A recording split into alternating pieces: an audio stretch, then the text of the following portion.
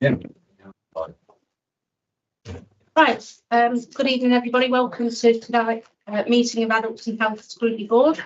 We've got a number of items on the agenda today, but just because we've got quite a few in attendance, it would be really good to go around the room and just introduce ourselves. We've got a couple of apologies today, which include Councillor Pearce and Councillor Martin.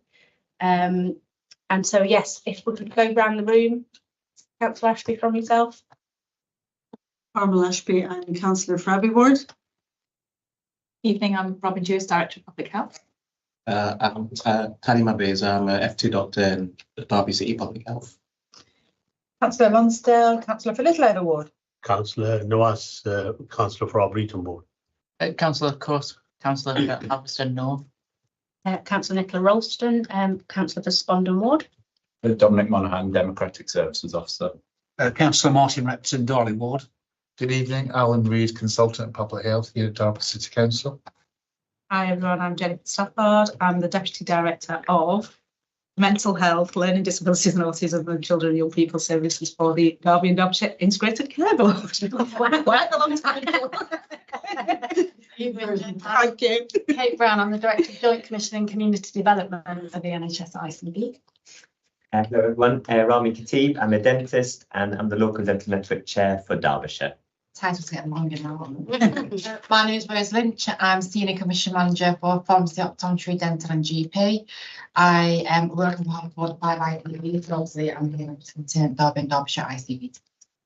And Beth Fletcher, I'm public involvement manager in ICB. As far as I'm aware, there are no late items for today's meeting. Are there any declarations of interest from the floor? No. So minutes held from the meeting on the 3rd of October. It's 5 minutes ago. I don't know where the time is going, but has anybody got any notes, amendments, changes to the minutes? Councillor Rector, are you okay to agree? Yeah, absolutely. Thank you. Thank you. And then one that I'm sure we're all keen to hear about is the next item on the agenda, which is item 5, dentistry update, and that will be Rose, I believe. Thank you, Thank you, everyone. I take the paper as read. The presentation will be delivered by myself and Rob to the Local Dental Network Chair. I'm mindful that dentistry can obviously take quite a lot of discussion, so I'm going to try and obviously go through the presentation as simply as possible.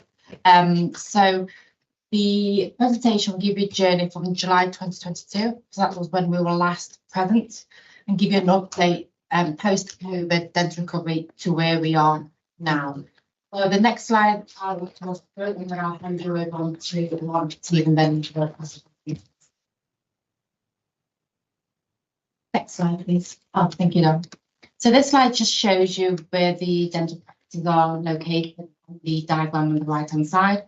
The left-hand side gives you a summary of the dental services that are currently available within Derby City. But just to note, if your attention to detail, you would notice that there's been a decrease in the general dental practices. Excuse me, Chair. Sorry, the acoustics are very bad in here. We don't have microphones. Is it possible for speakers to speak a little bit louder? Sure. What if got with those others, myself included, a little bit hard of hearing? No, that's absolutely fine. Okay. Thanks very much. Sorry if I go too loud. Thank you. Thank you. So the number of NHS general dental practices is across the whole of Derby City. Sorry, not Derby City, the ICB. And you can see it says 106. So since July 2022, we've unfortunately had 6 terminations, and that's with the handback of contracts back to us. But on a positive note, none of those practices were within Derby City. So that was the whole ICB, but none in Derby City. And then the map on the right-hand side, the lovely colours of shaded purple. That shows you in terms of the 20% most deprived areas, and it shows that 30% of people in Derby live within that 20% of the deprived areas. So it's just some data to note. I'm going to hand you over to Rami, my colleague, now to talk through the next few slides, and then I'll come back over to myself. Thank you. Thank you. Within dentistry, some of these issues have been sort of discussed at past meetings, but a lot of the challenges within NHS dentistry have existed from prior to the pandemic. A lot of the issues are related to overall funding of NHS dentistry, reductions in funding or the lack of increase, keeping up with the level of inflation. And a lot of the issues stem from the dental contract, which was introduced in 2006. A lot of the profession has been unsatisfied with the dental contract, and there have been calls for reform of the contract for many years. And unfortunately, there hadn't been a lot of change until recently, which I'll come through in a moment. Access is the main issue for NHS dentistry, and it's very well documented that patients are struggling to register with a dental practice. In fact, there is actually no registration process with dental practices, and that's sort of a public misconception. Patients are associated with a dental practice, but the practice doesn't actually have a commitment to those patients beyond an initial period of 2 months for where they undergo the dental visit or dental treatment. So in the contract of 2006, registration with dental practices was formally abolished. But there is a recognition that patients have a relationship with a specific dental practice, and patients who don't have that relationship are struggling to find an NHS dental practice to access, whether it's for routine dental care or for urgent dental treatment. And this has been the case for a long time, even prior to the pandemic. But obviously, the pandemic has highlighted this problem and increased it. And the reason for that is because a lot of patients weren't able to attend the dentist during the pandemic. And so a lot of the issues were exacerbated, and a lot of the needs were increased as a result of that. Adding to that, workforce and recruitment of dentists and dental care professionals has been challenging. After the pandemic, many of the dental care professionals left the profession to work in other areas, which were a lot easier. The levels of PPE that we required in dental practices were quite exhaustive.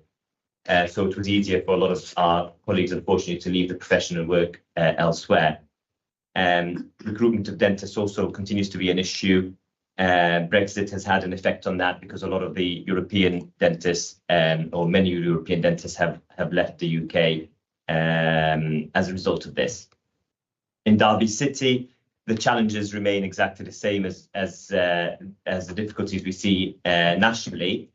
However, obviously there are local issues within Derby City. Certain areas have a level of deprivation, issues regarding homelessness, and people with a severe multiple disadvantage.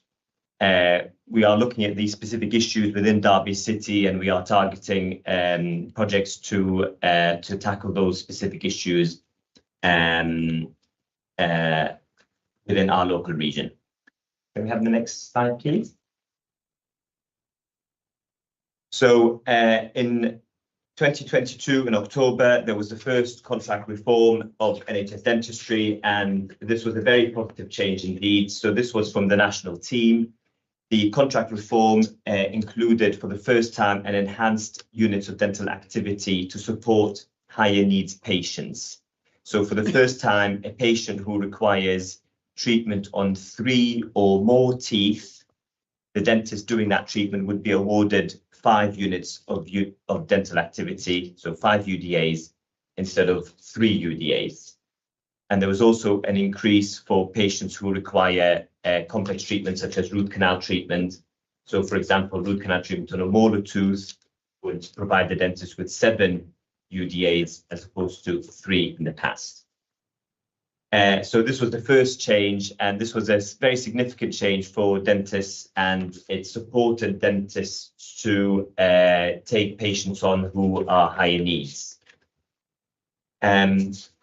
There have been some other changes as well within this contract reform, an encouragement for dentists to abide by the National Institute of Health and Care Excellence in terms of recalls. no longer is it acceptable that every patient should be seen every 6 months by the dentist. A lot of patients who have low risks in terms of dental caries or gum disease, periodontal disease, or oral cancer, their recall period can be extended to 12 months or even up to 2 years. That's at the discretion of the dentist, and the dentist has to have that conversation with the patient directly. And certainly people who are at higher risk can be recalled sooner, every 3 months, for example. But certainly increasing the recall for a lot of the patients will open up space in dental practices to see other patients and carry out more treatment. And certainly I can see that in my own practice with a lot of my patients who have been attending for many years and who are stable. We certainly don't need to see them every 6 months. So that's a very positive change. There's been a minimum indicative UDA value. So across the country and across Derby City, every practice will have a different rate of pay for their units of dental activity. And this is based on historic pre-2005 levels of activity at the time. And unfortunately, those figures have remained with those practices over the past 15 years, despite a lot of changes in demographics and in practice activity. So within that contract reform, any practice that is below the threshold of £23 UDA has been automatically increased to £23 UDA, which has been very helpful. Skill mix has been introduced, and there has been changes within the claim forms that we sent to the NHS to allow for increased skill mix. Again, this is a significant change, but this is an ongoing process. We've seen this in medical world, where nurse practitioners and prescribing pharmacists can carry out a lot of the activities that a GP would normally traditionally have done. And the same in dentistry, we have dental therapists and dental hygienists who can carry out a lot of the treatment that us dentists would normally do. So this opens up availability for dental treatment and appointments, because the dentist can concentrate on more complex treatments, and they can delegate a lot of the tasks to our colleagues in dental therapy and in dental hygiene. And on top of that, our colleagues can now actually open and close a full course of treatment on the NHS without the dentist needing to see the patient at all. This is a complete change to what we've done traditionally within dentistry, within NHS dentistry specifically. So it is something that hasn't been fully utilised yet, but there is a lot of work ongoing, a lot of courses and a lot of education, both for the dental profession, but also for patients to understand that seeing a dental therapist is a positive change for them. And finally, improving information for patients through the NHS profile. As part of the contract reform, dental practices have now to update their NHS profile to provide more up-to-date information as to whether they are accepting new patients, adult patients, or children, to make it easier for patients who are looking for a dentist to look at the NHS website and see where they can find. So within our region, we've got a lot of work ongoing to try and promote all of these changes and highlight to the profession about the contract reform, and we're utilising a lot of these changes to provide a better service to our patients. The next slide, please. So we touched on water fluoridation. Well, we discussed water fluoridation in a lot of detail at our recent wellbeing board meeting. So I'll only touch on this today. The discussion last time was very positive, and at the end of the discussion, we said that we would provide some more information regarding this, and we will support further work, although obviously no commitment has been made at that stage. But just for completion for this meeting, water fluoridation has been shown to be an effective and safe tool to reduce the rates of dental decay in old people, but especially in children, and especially in areas of high deprivation. There's been lots and lots of research to support this. The research also shows how cost effective it is. Examples you can see on the slide, a third reduction in decayed, missing and filled teeth in children who are 5 years old, a significant reduction in hospital admissions, GAs for dental extractions remain the most common reason why children attend the hospital. And there is some new research which has looked at how effective and cost-effective fluoridation is. And this has stated that perhaps it's not quite as effective. And that's because of the increase of use in other fluoride substances, obviously including toothpaste as the main component of that. However, even this latest research shows that it is effective, but also the recent research is only looking at 10-year-olds and adults and doesn't look at younger children. And there are issues in terms of how the data has been calculated. So this is a new paper that is being analysed, and the national team are also looking at that to provide a more detailed response. But just for completion, I thought I'll include this information in case it comes up and in case there are more questions there. Next slide, please. So this just gives an overview of the areas within Derbyshire which have fluoridated water. And again, we touched on this at the last meeting, and we explained that fluoridation of water happens naturally in certain areas, and in other areas in the country, water is artificially fluoridated to a level of 1 part per million. So this is a very low level, and as I say, research shows it has been effective. There has been a change recently in that central government now takes control over which areas get fluoridated, and it's no longer down to the local authority in terms of making that decision and the costing of that. However, the process starts with a public consultation, which had to be initiated by central government. So the last discussion we had at the Wellbeing Board is that we would support a consultation on it. That's not an endorsement that this is what we need to do, but we support a consultation to find out what the views are from all the various stakeholders, including the population in our region. Yeah, over to Rose. Thanks, Ryan. Next slide, please, Don. Lovely, thank you so much. So there's been a lot of work going on in dentistry since the pandemic, and I know people are perhaps tired of hearing about the pandemic, but we need to recognise that it has exacerbated the dental access, and we do as much as we can. So I thought I'd do a quick timeline. So you can see that the restoration and recovery commenced from January 2021, and straight away we commissioned access initiatives about trying to increase that capacity to get obviously dental practice seeing more patients. That was obviously up to 2023 and to date, and then from the March to July in 2023, we had the transition of the delegation to the ICBs for pharmacy, optometry and dental. So the team as well went through a lot of pressure, shall we say, in terms of being tupied over. So we were tupied over to the Nottinghamshire ICB, but we work on behalf of all the other ICBs. So there was a lot of change for the team. So essentially the team were lifted and shifted from Manchester, England. So we also had to agree the governance structure as well, in terms of all the ICBs of how the governance would be agreed.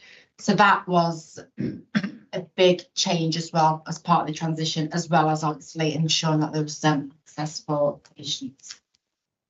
From July to December, I thought I'd give you a snapshot. So I just captured there's no contract termination since we were last here. And then I thought I'd do a comparison in terms of the data from July, and obviously the data, the latest data set, which was December 2023. In July, 74.4% for Derby and Derbyshire. It was at 74.4%, which is higher than the regional and national. And then the latest data in December 2023, again, it's 72.4%. And it's higher than just higher than the regional and national. But even though it's higher, it doesn't mean it's going in the right direction, but there's still a lot more work to do, and we recognise that. So even though it's in the green, not about just letting things carry on, there's still a lot more work to do to obviously go back to the pandemic level. Next slide, please, Don. So the recovery initiatives that I mentioned in the last slide, I thought I'd just capture, I'm not going to go through them all, but it's just about how different ways we increase that access for your patients, for children, for adults, and also for your vulnerable patients. So in 22-23, on the left-hand side, that was what was commissioned in addition. So that was additional investment that we managed to secure. And then in 23-24, they are what is new in addition to the left-hand side, but the two initiatives highlighted in 22-23, that's still in continuation for 23-24. So we've increased the vulnerable people and the SMD, which is what we touched upon in terms of a issue or emergency, and also the urgent care slots that still remains since the pandemic on a voluntary basis from our end. So thank you to those dental practices for still supporting. Next slide. Very quick data, just to quickly show you in terms of obviously the access of new patients for children and adults. In comparison from April 2022, there's been an increase in both adult and child patients, but there's a clear decrease from February 23 for the new adult patients. And there's been some variance as well of decrease and increase for the new child patients seen. Across the Midlands, to date, as from the 10th of January, there's a shortfall of about 619,000 appointments versus pre-COVID. And the data isn't readily available for each ICB and local authority at this present moment, but that's based on the 24-month access from pre-pandemic. So that gives us a gauge of actually how far we are. Please, Dom. This is just showing you in terms of the access for adults pre-post pandemic to date, as from obviously the data for 2023 in Derby City. So you can see it's slowly climbing up, but then obviously you have moments of dips. So again, like I said, even though it is shown in the green in some areas, it's still a lot more work to do. And then the next slide, please, Dom, is just a visual picture for the children as well, in terms of the where we're at in terms of patients being seen.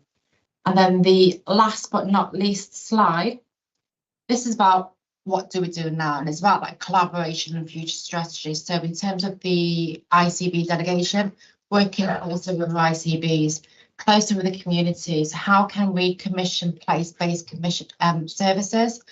We do have a oral health needs assessment that's currently rapidly being undertaken. That will give us a picture post-pandemic, and it will give us those areas of high risk as to how obviously we can target that access to ensure those at risk can obviously increase that access as well.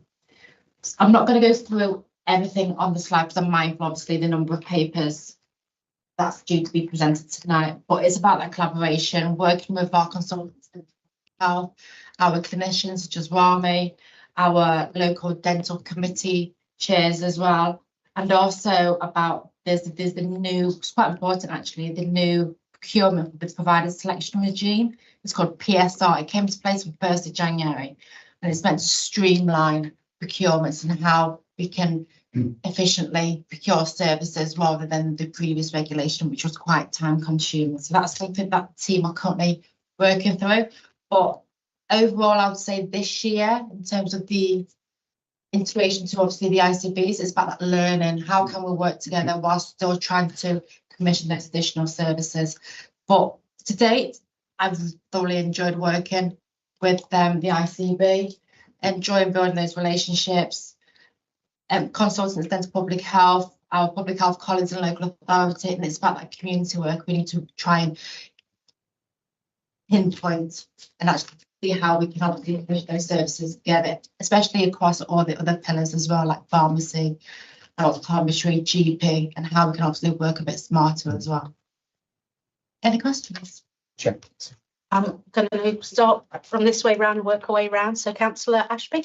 Thank you. Thank you very much for your presentation, very informative and good to add to the information from the Health and Wellbeing Board last week. A couple of questions, if that's all right. The first one is for you. It sounds to me as if you're telling us that the contract has been improved for dentists.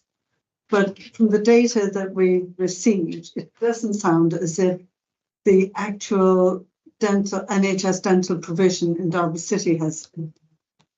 So is that purely down to shortage of dentists and the fact that those who did NHS have all moved over to private and haven't been tempted back? So it's it's multifactorial really. The contract reform from October 22 has been very positive, but there was promise of further reform and a major reform of the contract, which has never happened. And the profession has been sort of eagerly awaiting that. And point blank, they've said that nothing's going to happen now with an election doing so. So there's an element of frustration from the profession within NHS dentistry because of that. Workforce is certainly an issue, and a number of dentists have left the NHS entirely, but also dental contractors are independent contractors, and they have to make sure that their businesses are viable. So there has been significant increase in costs, whether it's because of energy costs or materials. And the uplift in dental contract, which is linked to the Dental and Doctors and Dentists Review Board, is nowhere near the level of inflation and nowhere near compensates for the amount of increases in our costs. So all of that combined means that dental practices have to have an element of shift in terms of how much of their commitment to the NHS they can provide and how much private income they have to undertake to sustain their businesses. And finally, coming out of the pandemic, there is an increased volume of work. So, again, within my own practice, I've seen patients who used to attend regularly, who hadn't been for a while. When they attend, they might have needed 1 or 2 fillings. Now they need 3, 4, 5 fillings. So again, that all takes up more time, which means I can see less patients. So it's a lot of things that have come together. Ultimately, a significant contract reform which tackles these issues, which are widely accepted and agreed by the profession and by a lot of public. This is what's needed to actually situation. Is that had been my understanding previously, and I thought, oh, am I wrong? Is it a lot better? But obviously, that proper reform still needs. Yeah, it's not made. It's made some difference, but it's not a magic wand. Yeah. There's still a lot more work to do, because even if when we've commissioned additional access, it comes down to the expression of interest as to what position that dental practice is in to actually take on that piece of work. And like Rami says, there's the workforce, there's the cost, and whether it's actually viable for them. So by commissioning those services, we're relying on that uptake and then linking with Rami to say, why there's not such a big uptake in Derby City or Derby County, because obviously he covers the whole of Derby and Derbyshire. So there's that challenge as well. And then thinking about how we can commission differently. And then we all know the NHS is obviously under financial pressures, but how can we work differently as well? But at the same time, value for money and looking after the public purse, which is essentially our taxes. So it's about spending wisely as well. It's finding that balance. So with Rami's mentioned the recall to not come in every 6 months. That makes a lot of sense. So that expands that capacity. And then also with the number of patients coming in who need multiple different fillings, that takes up the capacity. So it's about how can we increase that capacity in the practice, but also the mindfulness of not burning out the clinicians as well, because yes, they're there and obviously that's what they do, but it's also they are human beings, and it's also about being mindful of their mental health, people's mental health since the pandemic, reluctance to obviously come out. People were reluctant in terms of bringing their children at early stages because they wasn't sure about the virus, etc. So there's a whole vast, isn't there, of different reasons, but it's just trying to do the best we can and how we work a bit more into them. Especially if you have gone into this off the top of your head, but is there somewhere data which would give information on how many dental appointments we've lost in this? We've lost in the city since 2019. And so, yeah, I don't feeling have that that I data would yet. have from speaking to people in the ward Yeah. and people in my previous job was the problem seems to have surely we have for things and it's because the lack of shift we've had about less but it's really interesting somehow to know the numbers. Definitely. But I can say Yes. it's This is why I captured that this is the average what it is, but we don't have that data on that level. And I think it would be really useful. It would need a lot of analysing because how those, so when you go to a dentist, you get that form, which is an FP17, that goes to NHS Business Services Authority.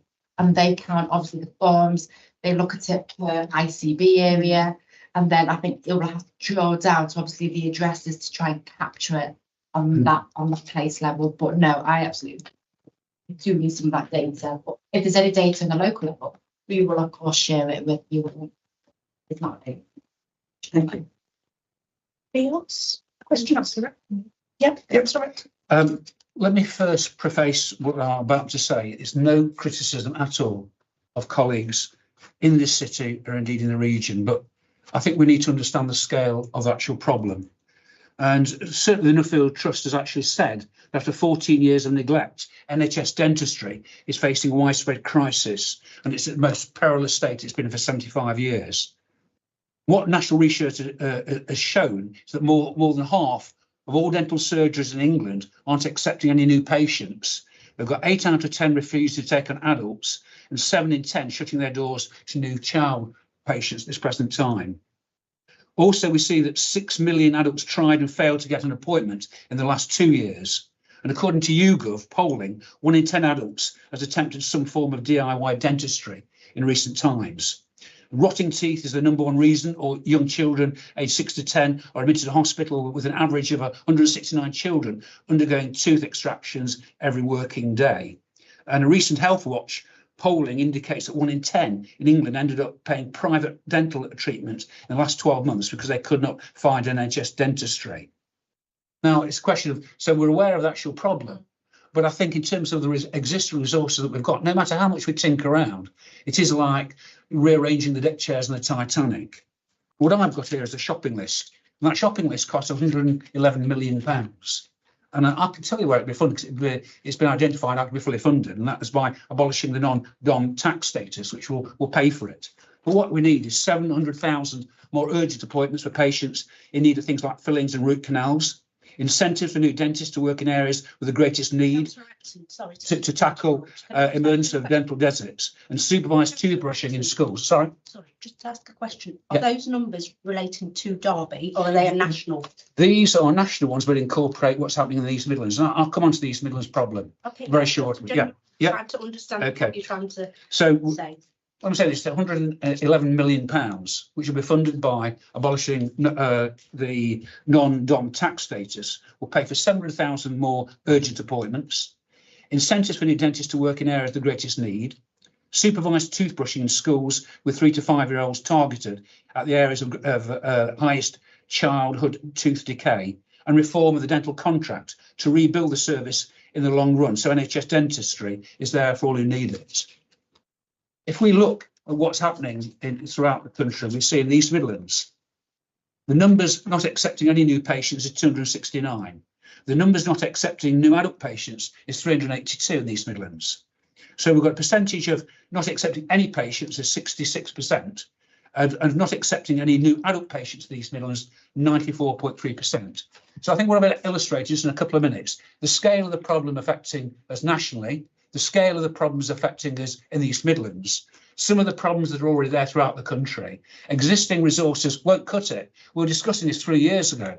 And again, this is why I started by saying no reflection at all on you've been tasked with an impossible task without those additional resources. Those additional resources have to be found, because without them, these problems continue. And what I'll be making at the end of this, Chair, is a recommendation for the Cabinet and the Council to recommending this nationally, that these are taken up. So I'm quite happy for if we're finished. I'm happy to make those recommendations now, but others may wish to come in. Chair. Shall we let everybody have a, Yeah, have please. a Yeah, say, sure. Councillor Repton, and then we can look at recommendations at the end.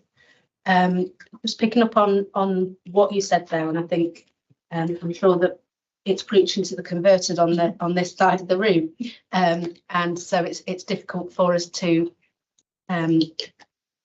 breach our protocol, if you like. Absolutely, we can make recommendations to the cabinet that can make recommendations to the government, but the reality is until the government come up with those solutions themselves, as much as I would love to think what we say in this room would make an ounce of difference to them, I think what we have to focus on is what we can do in Derby and what we can change within Derby and how we can work as a community and with our neighbourhoods and our schools and our local doctors and things like that.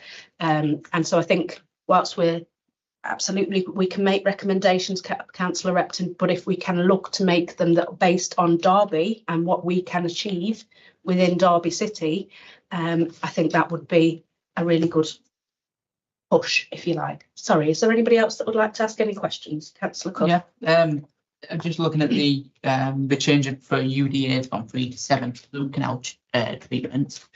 I was just wondering if it's had any big impact or positive change for people, for dentists to carry out root canal treatment instead of doing extractions. Have you seen that change? And have you had any feedback from dentists that 7 units is enough compared to 3 units when that they can currently get for doing extraction? Whereas a root canal treatment, as you know, it takes multiple visits, a lot longer, and then multiple visits and that treatment, it would come with other patients as well. So yeah. So to the first question regarding whether the change in contract reform has made it more accessible, it's a very difficult question because as a dentist, I'm looking at the patient from a clinical perspective and I'm providing the options on an ethical basis as to this is what the right thing is for this patient and for this tooth. So the tooth requires to be removed, then that would be the recommendation. If there's a way to save the tooth and the patient's willing to undertake that treatment, then the recommendation would be to carry out the root canal treatment. I suppose the uplift in the UDA amount makes it better for the dentist and for the dental practice to undertake that treatment. But ultimately, on a patient-by-patient basis, on a tooth-by-tooth basis, that remains a clinical decision for that specific case. So it's more of a financial benefit in terms of the contractual obligations rather than a benefit to the patient. Truly, that's how it should be. In terms of is 7 UDAs enough? Absolutely not. Bearing in mind that the 7 UDAs isn't just for the root canal treatment. The 7 UDAs covers the full course of treatment. So if that patient requires another 2 or 3 teeth to have fillings or extractions, if they have a checkup, if they have hygienist treatment for gum disease, that's all part of that. So, you know, the whole contract is rigged to be counterproductive for patients who require a lot of treatment. And unfortunately, this is where we are at the moment. So the issue is the contract reform is certainly positive. It's been welcomed, but it goes nowhere near enough. And when the contract reform was announced in October 2022, there was promise of further minor reform, and then eventually a significant reform. And there's been no further changes since October 2022. So it's positive, but yes, it goes nowhere near where we need to be. And it's hence what the chair said in terms of how can we work differently locally from the place-based level as a community in order to obviously increase that access. It could even improve obviously GP services, etc. So how we can work differently now, but also going back to Councillor Repton, what he mentioned, that is national. We know it existed. The pandemic has exacerbated it, but it's about what we can do now to actually try and resolve it. Well, not resolve it, but obviously make some difference. But we do recognise those challenges. So, do you mind if I pick up on a couple of bits whilst it's fresh in my mind? So you picked up in your presentation that there weren't any dentists in Derby that had stopped seeing NHS patients. Is that correct? No, terminations. terminations. Hand back since the last time we were here. So when you talk about terminations, you talk about them saying we're not doing any at all. Now that's interesting because I had a resident in Derby who was at Oakwood Smiles or Oakwood White Smiles or something, and they had an appointment and they were telephoned and told they were no longer doing NHS. Okay. And therefore she could still come, but if she wanted to pay full cost. So I suppose the question for us is on a local level, if this information we're being fed is that they aren't stopping NHS, but they're still contacting patients, then that's a concern that we need to focus on in the city to work with those dentists to say that isn't acceptable.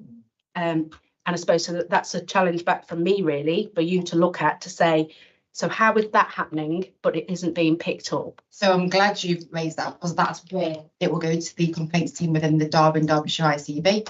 They will then look at it, they'll link in with us as the East Midlands primary care team. We can then investigate to find actually what is happening, why is that being said, and then obviously take relevant contractual action if required from there on. Absolutely. So that's a local thing that we can do, is to encourage people to get in contact if they are facing these issues where they're being told, I no longer see and we no longer see them, we want to charge you X amount. This lady was particularly stubborn. I know her quite well, she's my auntie. And she decided she would leave and find an NHS dentist, and found an NHS dentist in Derby, which was excellent.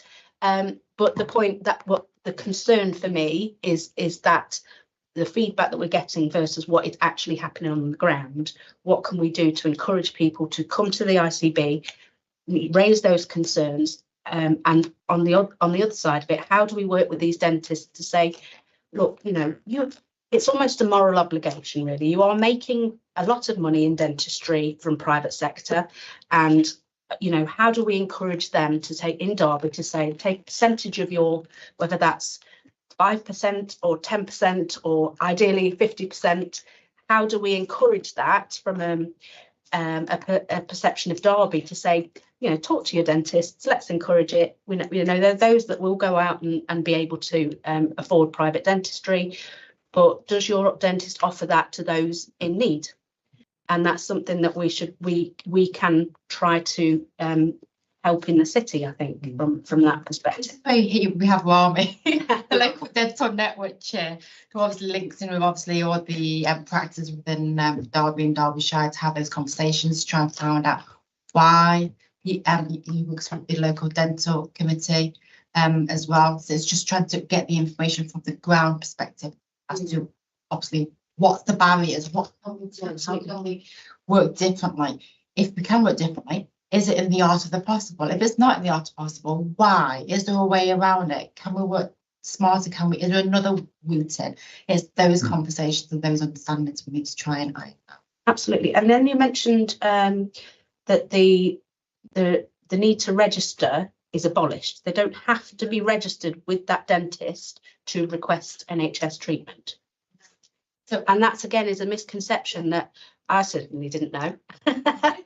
So I'm sure there's many people out there that don't know that. And as a city, that's perhaps something we can support in terms of our comms from our health team to say, let's let people know you can contact, as my auntie did, an NHS dentist, and with the best hope in the world that they can see you if it's urgent and etc. So yeah, I think there's a couple of things there that I'd like to try and put into a recommendation that we as a scrutiny board ask our cabinet member to look at whether we can help that promoting that awareness of the ICB and what their rights are in terms of if you are an NHS, have been an NHS patient, and whether you can or can't be seen. Yes. Can I ask a question before I make some of my recommendations later on?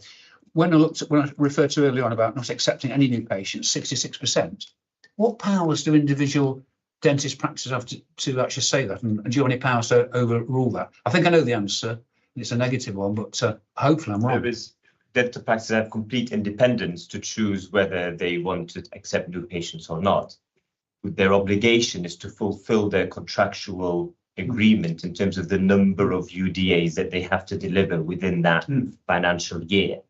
and how they choose to do that, nobody else has control over. Okay. So if they are seeing the correct number of patients and they are undertaking the treatment and they are achieving the number of UDAs that they are contractually obligated to do, and that's it. There are some other key performance indicators that dental practices have to do, such as fluoride varnishes on children and certain preventative measures and things like that. But the main basis of the contract is the number of UDAs. Again, a very simple question, but you know, so I'm a simple man. I like that. In terms of trying to make sure those that 33% or you know of people that never see a dentist, probably higher than that, can actually see a dentist. What's required? Is it new NHS dentists? Is it an alteration to the contract for dentists where they have to see a higher percentage? What would a new government have to do to achieve that, apart from paying that other £111 million, which I suggested earlier? I mean, is it alter the contract? There is, yeah. I mean, there's again a lot of options available, and there's no one single solution. Certainly, altering the contract, further investment is a key. But even dentists will have to run away to Australia and New Zealand if you do that. Yeah. So I mean, if you make the working environment better, then they are less likely to move either out of the NHS or even out of the country, certainly. And you know, even the current government said that they are increasing the number of dental places at university, both for actual dentists and for dental therapy and hygiene students. Do some dentists have a problem with ordinary people? Sorry. In terms of, you know, rather than having just ordinary people who don't have a great deal of money. I'm not being facetious. I just wonder why. I mean, I know there's a lot more money to be earned from the middle classes, which I probably include myself in that. But there are also people who haven't got the money that I've got, or you've got, other people have got, who are denied it. And I just wondered if there is anything in that. I mean, hopefully there isn't. But Councillor Repton, I don't think that's something that anybody here would choose to answer on behalf of the entire dentistry. Councillor Repton, I'm chairing the meeting. I've asked the other question. people to speak. You don't need to answer that question, and we'll move Okay. on. What I would say is that there is an inverse care law. It's a, you know, I'm sure you're aware of it, whereby people who perhaps need care the most, health and social care from our society, are often the people who get the least. And that it's true, and it's something that happens, and it happens here in Derby, it happens everywhere. And I think one of the things we do need to do in Derby is to make sure that we're doing an oral health needs assessment at the moment. We need to really understand where our areas of greatest need are. Yeah. Therefore, we can target those areas more precisely. And there will be the areas of greatest deprivation. And will help reduce those inequalities as well. That will help us.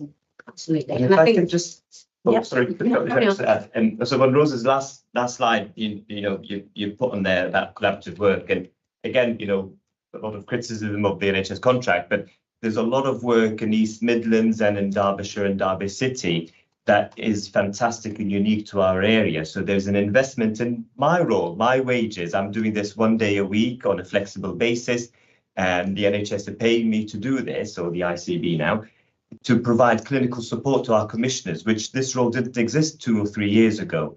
We are paying for our MCN shares. So this is the managed clinical networks. So oral surgery, restorative dentistry, special care dentistry, urgent care dentistry, and restorative.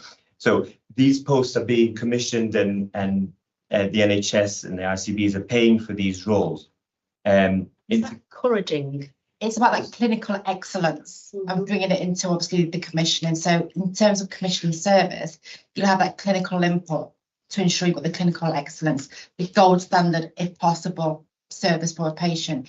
You then have obviously the patient voice in the service as well. And that's how services are commissioned, in addition to the public health needs assessment, to make sure you've got the right services in the right place. And we are unique in East Midlands that all of these roles are being put in place and being paid for to ensure that the services we are delivering are clinically worthy and cost effective and good for the patients. And just adding to a point earlier, in terms of sort of patient feedback, again, we work very closely with Health Watch. We have regular meetings with Health Watch across East Midlands with the commissioners, with the local dental network chairs. Health Watch attend my local dental network meetings, and we have a close relationship with them. So an issue like what you highlighted with your aunt, again, quite a lot of patients would go to Health Watch with this, and we would liaise directly with them. So it is about building these networks, and these networks are getting stronger and stronger. I've been in my role for about 2 years now, and you know, it's creating that network of people who are invested in providing a better service for our patients. It's not all about the money, it's about working more effectively and more efficiently. All for that. The service. Yeah, all for that. I mean, and if you can. Councillor Repton, there are other people that would like to. Okay, go on. Yeah, I'll come back in a second. Thank you. Would you like? Okay, just one question. You said that we've not lost any dentists, they haven't handed back the contract in the last year, did you say? Yeah. Previously, you've come to these boards before and you said that some data about who was taking on and how many dentists in the city are actually taking on new, and they were quite shocking figures. Do you have a more up-to-date? Are they still those shocking figures? Is it still only very few dentists that are actually taking on children and adult, and even less taking on adults, or has that increased at all?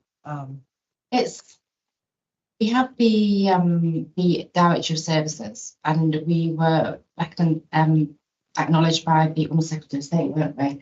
Regionally, that Derby and Derbyshire were the highest in terms of dental practice, keeping it up to date. Now, keeping that up to date helps Health Watch in terms of signposting, but that data is only as good as the day or the second it's updated in terms of access. In terms of that access for children and adults, I would say it has improved, but there's still a lot more work to do. So where the chair mentioned with regards to the feedback from patients, and rather than that we had a meeting with Health Watch, they actually did say all the Health Watch this year they're not getting many dental queries, and they wondered whether it's because society has accepted, I'm saying this quotation marks, this is the norm, but then we're seeing it that shouldn't be the norm. Why are people, why are they not speaking up? So we're not seeing it as a positive, but we want to understand why it's gone so quiet. So like your arms, like that information. There's less people asking for NHS dentists because they've essentially given up. They said, right, okay, I'll go private, or I'll just get the flyers out. Yeah. It's information, isn't it? Feeling data, some of them access private dentists, and we don't have data for private. So there could be a number that access private, but this is the data that we have.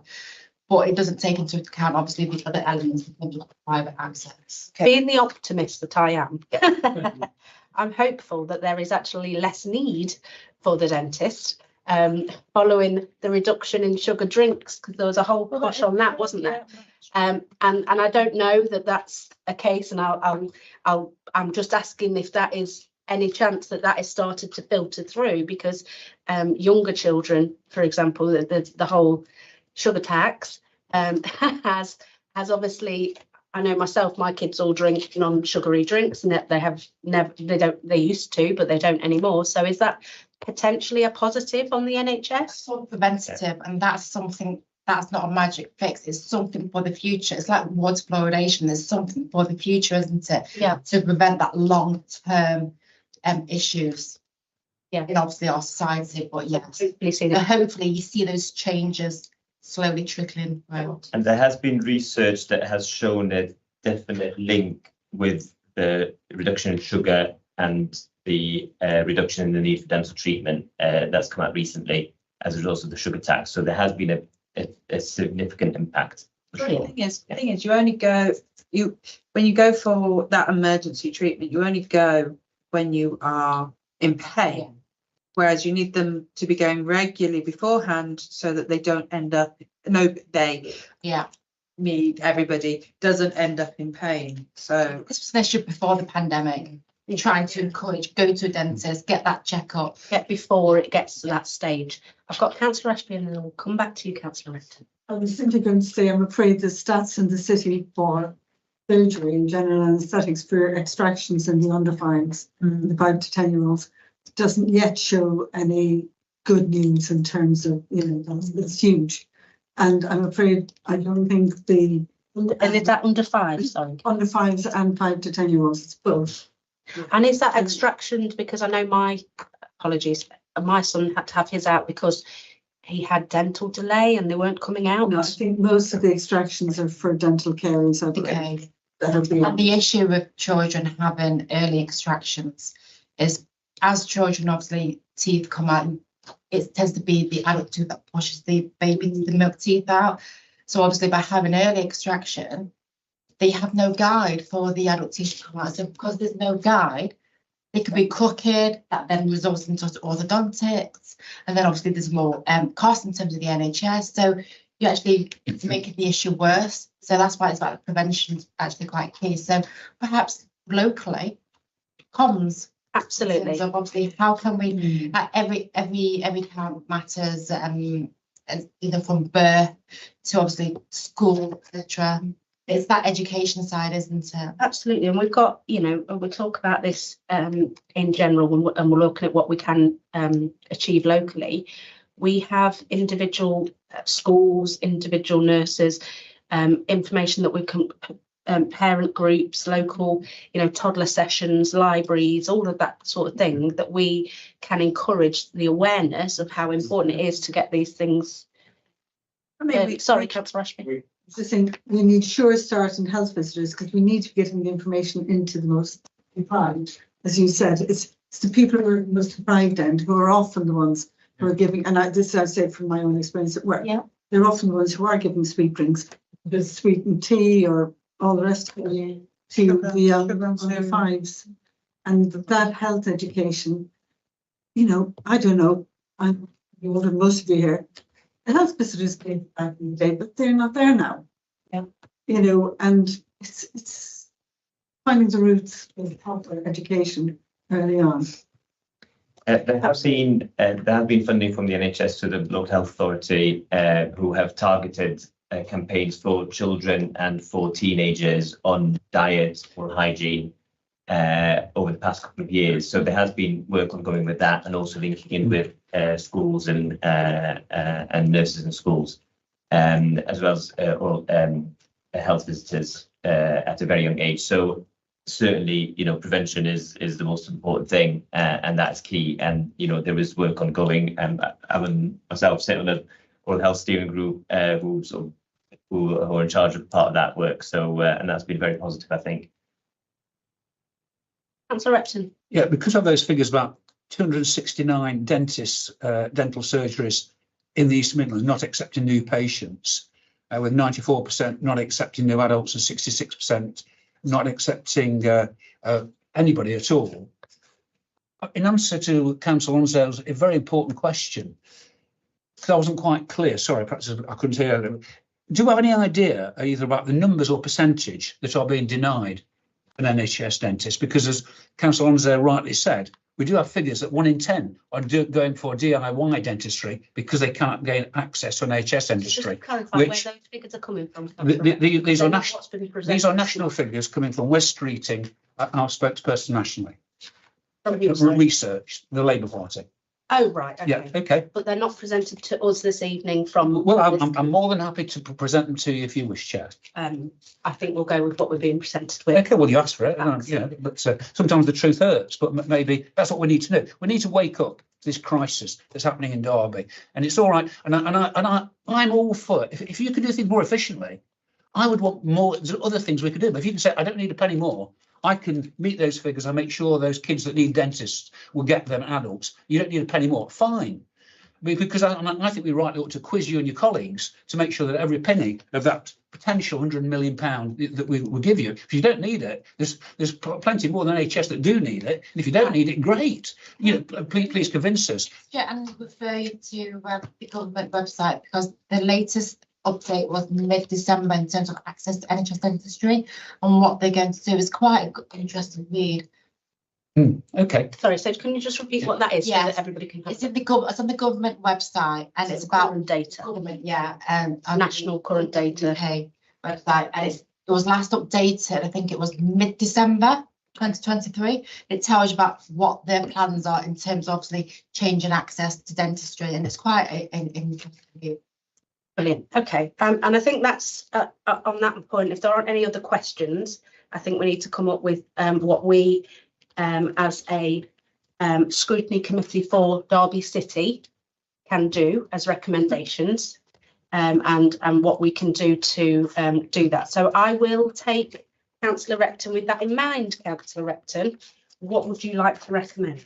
I'd like to recommend that this scrutiny review board recommends that Cabinet fully supports the call for major reform and investment in dentistry in this area and throughout the country to achieve, I'll just wait, just give us a shout when you've got that.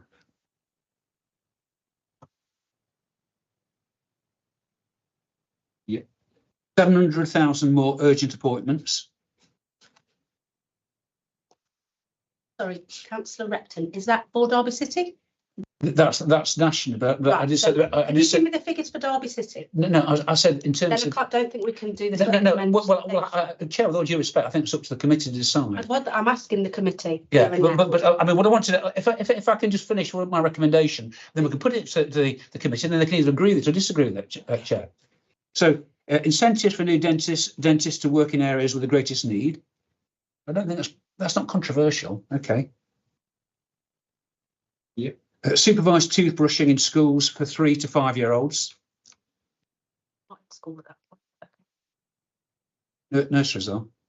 That's not all children are in nursery. No, absolutely. Carry on. Targeted at the areas with the highest childhood tooth decay.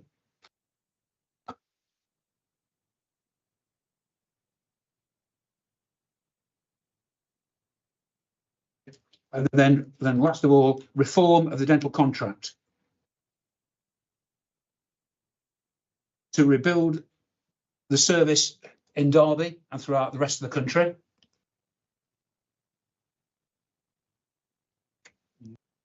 So NHS dentistry is available for all here in the city and throughout the rest of the country. So all my recommendations are for the city and the rest of the country. So if you want to read that out, then I'll propose it and then see what the rest think. Okay. Do you want to read it out? No, you please do. I'm quite. I'll go through it if you want. I think it'd be heard, I'll probably. has everybody heard and understood what that was meant to I think it forward? might be helpful if you read it. I'll read it out. And we go Okay. straight to a vote. The scrutiny, the Adults Health and Scrutiny Review Board recommends that Cabinet fully supports the call for major reform and investment in dentistry in Derby and throughout the rest of the country. We recommend that throughout the whole of the country, which includes Derby, there are 700,000 more urgent appointments. Incentives for new dentists to work in areas with the greatest need. Supervised toothbrushing in schools for 3 to 5 year olds, targeted at the areas of the highest childhood tooth decay. And lastly, reform the dental contract to rebuild the service here in Derby and throughout the country, so NHS dentistry is available for all those that need it in this city and elsewhere in the country. So I propose that. Right. Myself, just want to speak on that. There's a couple of issues that I have with it, purely because we talk about 3 to 5 year olds in school. They're not in school. They're in nurseries and in home settings, and how we access them. Also, not the remit of this board. We are the Adults Health. That would be something that the CYP board would recommend. My board would recommend more. But I'm not anti it being coming from this board. I think if we want to take a vote on it, all those in favour. Is there any room for amending it? Well, you tell me, and I'll tell you if I'm happy with that amendment for the chair. Sorry, councillor. First, and then. With the recommendations, the 700,000 figure is not what we've been presented today. Which I think we need to make it more local. Yeah. Well, I think what I'm trying to do. Well, I've used the picture nationally, but I've said we've also demonstrated what's going on in Derby, the problem, and what I've recommended will address the problems in Derby. I'm not saying what you recommend is bad. I'm just saying it's not necessarily in our wheelhouse. Absolutely. Or what the council can Well, do. that's why I've recommended the cabinet take it up with colleagues nationally. Yeah, but didn't we vote on a motion that for them to do Yes. that already at full council, the last full council? I think it gives us the opportunity here at this review board to You're absolutely emphasise right. that. So all I'm looking for is a seconder and then vote on it, Chair. So what I'm suggesting is that we word it so that it is more appointments for I the think- city. If you don't mind me interrupting, I think the wording is what it's being presented as. Yeah. If you're unhappy with that, then that's up to you. Yeah. So let's, it's been presented. It's not for us to, you know, I'm not against the principle of what is being said. It's what is in, as you say, our remit, what is about, what our board is for and what it is. So let's just take a vote. So anybody for that? Hold on. Yes.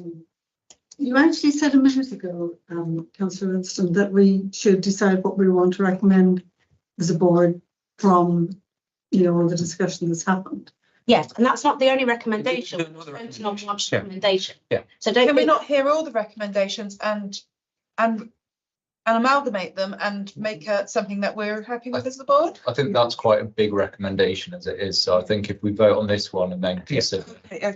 But we can include bits of. Well, absolutely, we can Yeah. include things going forward in the Yeah. other recommendations. Okay. Not a problem. Anybody for that amendment, that recommendation? So that's 3. Anybody against that recommendation? It's 2, and I so abstain because that's not against it. Passed. Okay, good.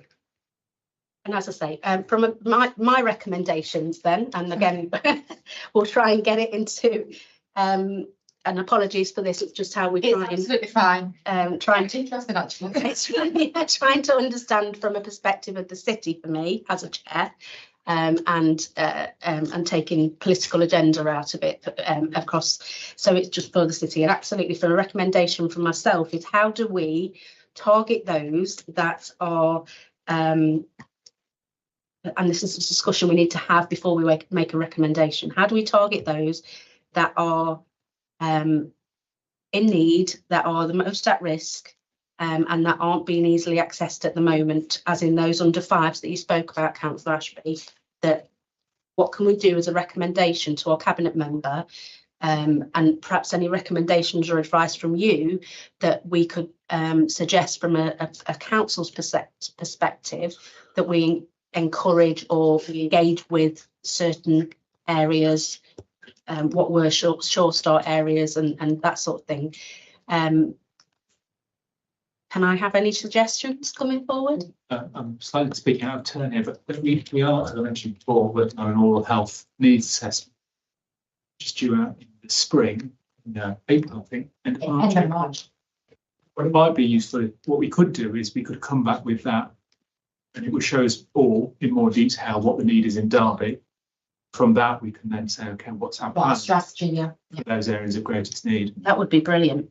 Yeah, I think that's a fair commitment from this board to ask. It's due out. It's due to be completed end of March. Probably then need extra time to review what we can do, etc. So a few months after, and then we can also come update because there's nothing worse obviously coming to a scrutiny committee when obviously you don't have any updates. So we'll want to give one conversation and obviously the updates for you. So I'm proposed end of the year or something. So things could be in place. Yeah, absolutely. But in the interim, I think it is something we can suggest to raise awareness with our Derby City comms where possible, to encourage those that are having issues to contact the ICB or Health Watch, and to try and raise awareness that people don't have to be registered with an NHS dentist. They can request treatment from any NHS dentist within the city. Yes. Everybody happy with that recommendation? I mean, again, it fits with our motion that we passed at full council. They both fit with the motion that we passed. Full health motion, one of them. Yes. Brilliant. Is that okay for anybody against? No, great. Okay, are there any other recommendations, any other questions for our colleagues? And thank you for being so patient. Thank you very with much. us. And we really appreciate the update. You're dental experts now. And we are.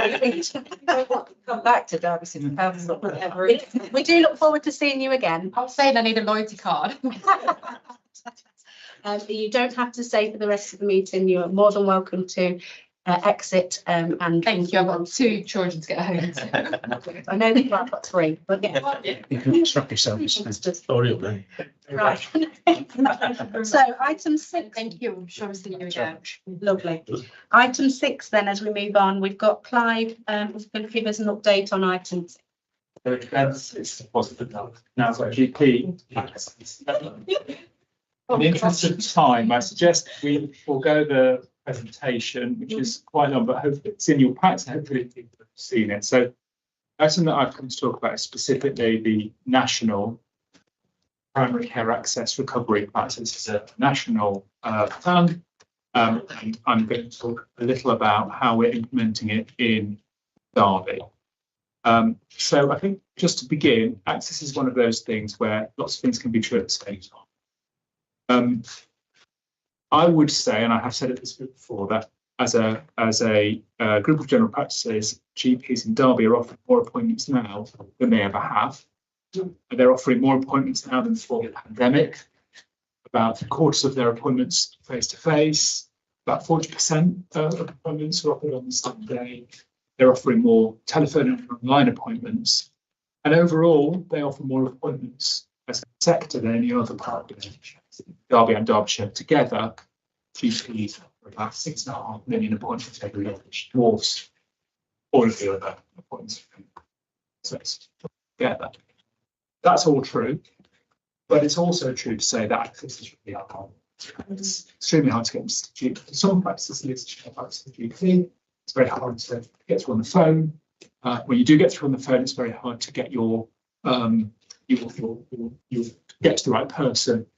And that's not a criticism of the practices at all. That is just how it feels and how it is. And I think we probably all know from our individual experience, so you all know from your constituents' experience, that is unfortunately quite a common experience in general practice. The reasons for that are many, but one of the striking statistics in this slide deck is that actually we're a much older population than we were in.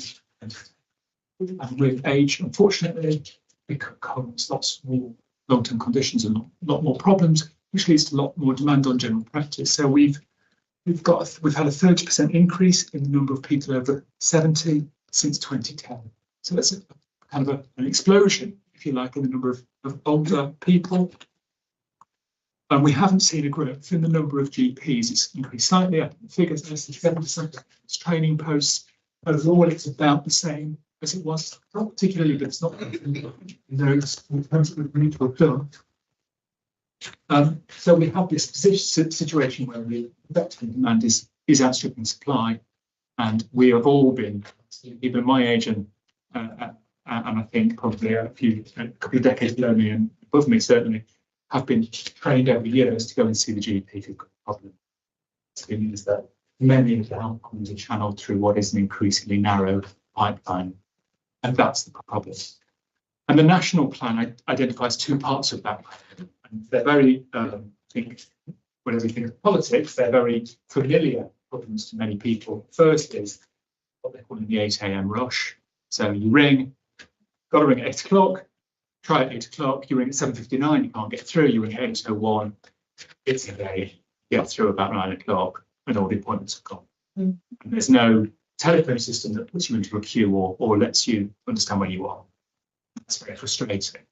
The second part is you ring and get through and they say, oh, I'm afraid you have to ring back tomorrow because all our appointments we haven't opened yet, the appointments tomorrow. So there too, that's clearly in the national plan. We need to try and get this sorted. I don't think anybody would argue with that. And again, in the national plan, there's kind of 4 elements. And I'll go through them one by one quite quickly. So the first one is jargon for empowering patients. So there's a few strands to this. It's perhaps been on the news today. The government have rolled out an app, the NHS app, that many of us got familiar with during COVID, is now being used to allow you access to your GP. It should allow online booking. They launched, I think, today, the opportunity to do repeat prescriptions on it. The idea is you go digital and you're able to then. You've been able to order prescriptions on the app for ages. I've been, my repeats go on it for ages. Yeah, and some have, but the kind of the push has come. Okay.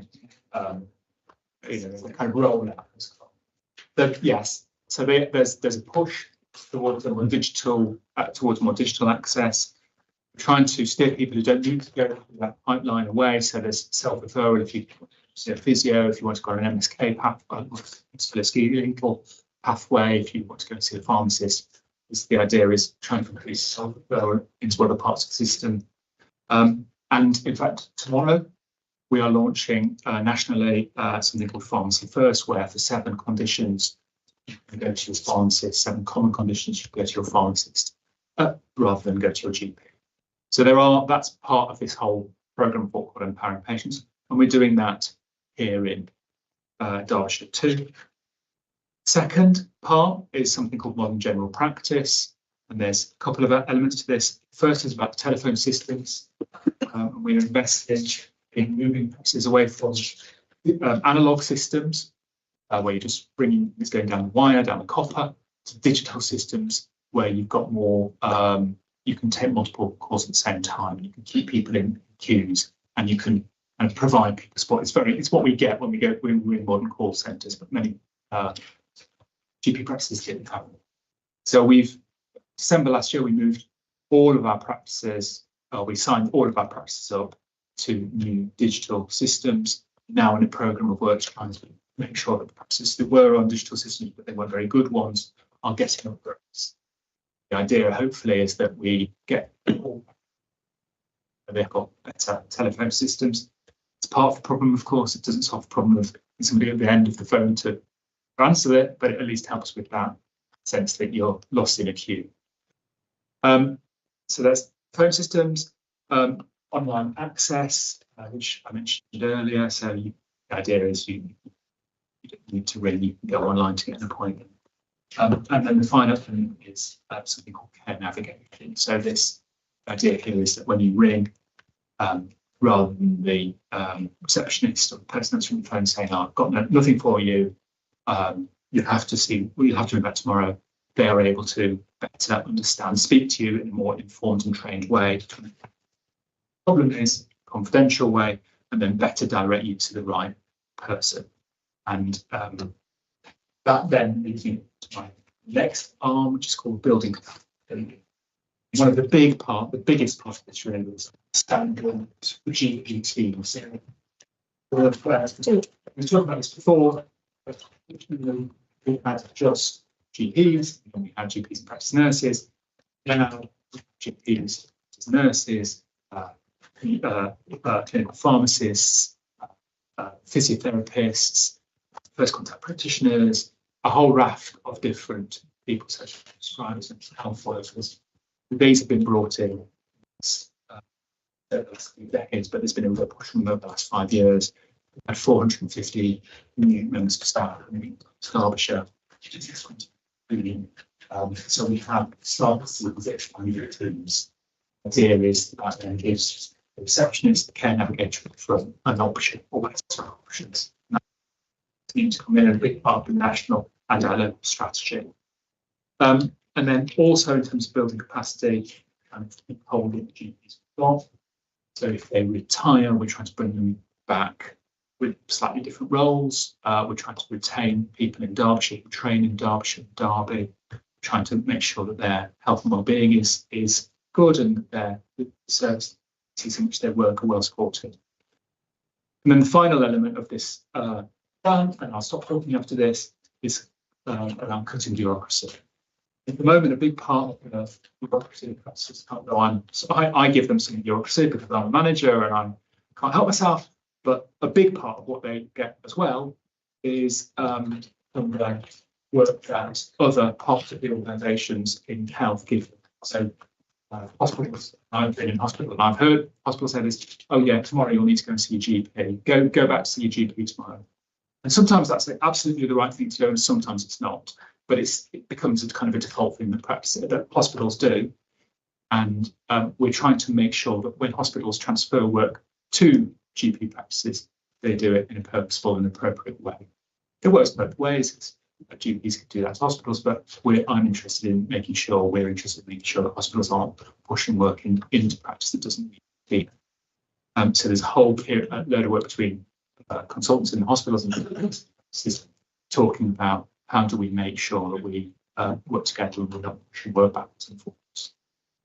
That's it. That's the plan. In the slide deck, it talks about what we're doing specifically in Derby, sorry, and it also talks about some of the cash and how we're organising all of that. But I won't go into all of that detail tonight. But I'm happy to take questions on it, or to go into any more detail if you wish. Questions? Yeah. Okay. Okay. So we're talking about digitalising, and that's a great thing. It saves lots of effort and energy. What things are being put in place for those of people who do not have access to the digital world, for whatever reason, elderliness, vulnerableness, etc. It costs money to use data on the phone, etc. Well, that's a really good question, and that's something that I think challenges a lot of practice, particularly here in Derby, because it's not just about digital exclusion, isn't it? It's also about language. And if you don't speak, if English is not your first language, and you're trying to contact somebody, absolutely, that's another one. It's really difficult. I would say that it's a fraction of the access point at the moment. So it's a good point, and if we were at a point where it was the primary channel, I would be more concerned about it. But actually, if you, by far the majority through the phone, obviously still talks to language, but you're not digitally excused. Most people will have a phone. But it is something we are aware of, and I think as we increasingly talk about kind of digital first approaches, we are going to think, particularly here in Derby, about who's going to be left behind by that. One of the things that some places are doing, we're talking about, is and this goes to your work, linking up with libraries to give because libraries, I think we talked about this at the last, did we have I mentioned libraries earlier, but not today, but one of the options would be, for example, local community libraries with sort of a point. Yeah, exactly. So that if you are digitally excluded, you can go to the library. That gives you another way in. As I say, I think it's a really serious issue. I don't think it's an immediate challenge for us yet, but it is something we're thinking about how we plan for as we develop more digital capabilities. As long as it is in the. Oh yeah. It's interesting, isn't it? I think GPs are more. Sorry, I think GPs are more concerned about it than anybody else, really. I mean, GPs will talk to us about, well, we don't want to do this. We don't want to do online consultations because we're worried about people who can't do online consultations. Sorry, I'm just thinking about because a lot is done for the hospital appointments, and I have to help less digitally able friend to book their appointments for them, and he's not going to be the only one. You know, that is my only concern. Yeah. I think it's really a good point, because but then I reflect back on my granddad, who passed away nearly 20 years ago, and he was on the laptop. Oh yeah, my dad. You know, it's quite, we are a next generation now of people. So it's not just for me about age, it more is about accessibility, language, funding, and deprivation. If you're poorly, and there are things that make you poorly that can affect you mentally, you might not have capacity at that moment to be able to go on your phone, your computer.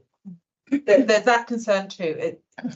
As long as he would love to be my friend who has a condition. He would love to be able to go to the receptionist and just say to her, can I have an appointment, rather than even having to phone her. Or him, sorry, being very sensitive. you can walk in the door. Yeah, exactly. Yeah. You couldn't go to them. No. For the first 12 months, have open access. If And you if- don't, that's common now. Is there a point then, and I don't know, this is just me thinking whilst we're having this conversation around, lots of people use online booking, but those that don't use online booking, is there like a priority service that they could sign up to? It's like you've been writing our strategy for us. I'll come back to that. Okay. Councillor Noah. My father's 70 years old and I make all his appointments and everything for him. And you're not doing anything for these elders, elderly people. There's nothing happening. So I can only talk about my surgery. I don't know about any other surgeries. The other day, I had to wait 43 minutes on the phone. And this says phone 8 o'clock. When they picked you up, say phone 8 o'clock in the morning. Why 8 o'clock in the morning? Right. Like hospitals give advance appointments. Why don't they do that? What's the problem with that? There was a significant drop as well. I think even online like bookings disappeared during COVID because I think they would people were booking so far in advance, and booking them for when they might need them, that they seem to my suddenly took it off. But absolutely. So I'm going to let you come back on what has been mentioned there. And you're absolutely right. And that's the situation. I think some practices, unfortunately, too many practices. Why is I think it's the practices' way of trying to manage the overwhelming demand that they have. 8 o'clock because that's when they're contracted to open. So that's when they start. And people know that 8:30, so they will ring at 8. So that's how it starts. And what effectively happens is the practice know what their staffing is. They know how many appointments they can offer. They have to release, and they should release some to see people who need help that day. They're trying to save some for the following day, the day after, and future days. And it's always trying to balance that. But it has meant, and in the past, people like me have pushed for more on the day appointments because it helps urgent care, it helps the emergency care. It's something that patients like, but it's meant that increasingly have pulled appointments into the same day. When you've got a limited amount of appointments, what happens is all the appointments end up on the same day. And then it's a simple, crude, and really frustrating first come first serve system, isn't it? Where person call. Yeah. But the point about what this kind of program, and it's not perfect, and some of this is not going to sort out the problem because some of it is structural about have we actually got enough people.